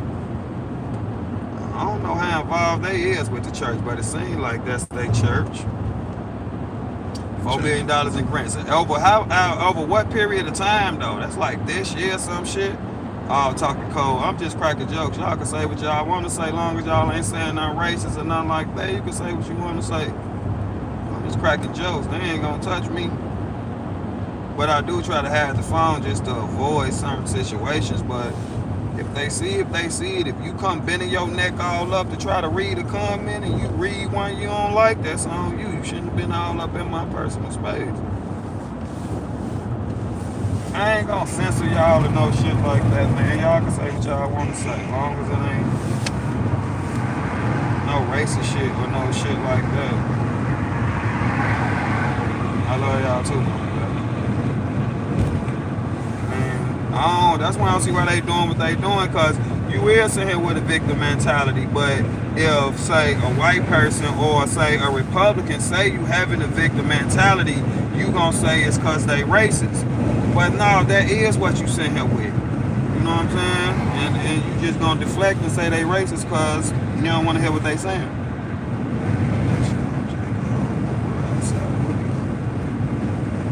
I mean, I don't fall for shit like that no more. Cornered me, goddammit, to talk. I wasn't gonna say a motherfucker. I bet they wish they would have left you the fuck alone now. They said, no, we want to hear your voice. We want to, that's because we love your voice. All right, give it to their ass, city. Fuck. I bet, hey, but that lady who said she loved your voice and shit, that was still the lady who was still talking to us and asking for our Instagrams and shit like that. I gave her the Instagram with all the jokes and shit on it. Cause I knew if I would have gave that lady, I just feel like if I would have gave her my YouTube channel, it's just gonna be some more judge and shit. I should have gave it to her though to see what she think. If she fit. Wait, did you lay into them? Should I be whining? Look, I ain't laying to them. City did. City cooked them the whole time. They just ain't want to hear no ideas about solutions or how can we change what's going on. They just want to sit there and play victim. Motherfucker trying to have something. Motherfucker trying to build something. Ain't nobody just trying to sit up and cry for the rest of their life. What the fuck? No, you trying to sit here and tell me what I can't do. And what the system wasn't designed for me to do. And then they just say shit like we need to tear this whole system down. How? Y'all just be talking with no meaning. How? Be sounding like them motherfuckers out there at that protest. Try the whole system down, then do what? No, you need to find out how to work the system, motherfucker. I don't mean that like selling your link card or no shit like that. Find out how to make it benefit you or what you can do. You don't even look into shit like that because you're just so busy playing victim and shit. Turn these weaknesses into their greatest strength. That's what I'm saying. You just sitting up crying all day. All day. That girl came one more motherfucker. Oh, we can't do that. Yeah. Everything a motherfucker said, no, we can't do that. Yeah, even talking about a motherfucker can't quit smoking cigarettes. How? Yeah, people need cigarettes because the conditions they're in and what's going on. Shut the fuck up. Well, let his ass sit there and still don't have shit but a cigarette then. Fuck him. Nigga ain't even eat. On the real. What the fuck you act? Yeah, because you act like you talking about food. And then talking about what food in them communities. There's plenty of food pantries and all type of shit in these motherfucking communities. Get the fuck up out of here. Yeah, she did talk about the food pantry. Yeah. Y'all could be getting away food right now instead of in here talking this bullshit. We're talking about $4 million in grants. What the fuck? What a fool. She talking that shit. I done sat in them motherfucking things and fed the public. Yeah. Shit, that be fucked up. They poisoning our own people, and they the very people that think they help, and I just don't appreciate that shit. I done sat in the soup line and made plates. I know. My chat telling me get up there and get on the mic. On motherfuckers' plate. I say get up there, get on the mic, tell their ass quit crying and quit being victims, drop the mic and walk off. I'm like, these motherfuckers is crazy. I told them a couple times quit playing victim, but I just said it in a way like we gotta stop victimizing ourselves. We gotta stop. One of my workers was goddamn a lot of people in New York end up adopted. It ain't like Chicago where motherfucker then he always had something to go because his grandmama took him over, auntie or something like that. My worker was adopted. So it's a lot of people in New York that was adopted. And so, you know, he didn't have no real family type shit. Yeah. But when he started working for me, he learned a lot of shit. And eventually, he had his own business. You know. But then he made so much money, he couldn't get away from himself. You can do that. But Anybody can turn shit around. People just don't want to work for what they want. They just want somebody to give it to them. That's a problem. And then you try to make people villains who got money. That motherfucker don't need all that money. Shit, What the fuck? give you shit. Right, what the fuck? I mean, it would be nice. Just because I done worked but, my ass you know, off and I got all this money, I should just start giving it out. You see, she talking about Bill Gates, Elon Musk, and called his ass Jeff Bezos. Yeah, shit. Well, let me know when y'all want to go down there. If you start passing that shit out, I'll tell y'all what to do with it. Shit. Real. But ain't nobody finna pass out no damn money. They pass their money out to non-profit organizations. That's where their money go. Yeah. And they go for them similar causes that fit their objectives. That's what they pass their money out at. Microsoft passes money to non-profit organizations.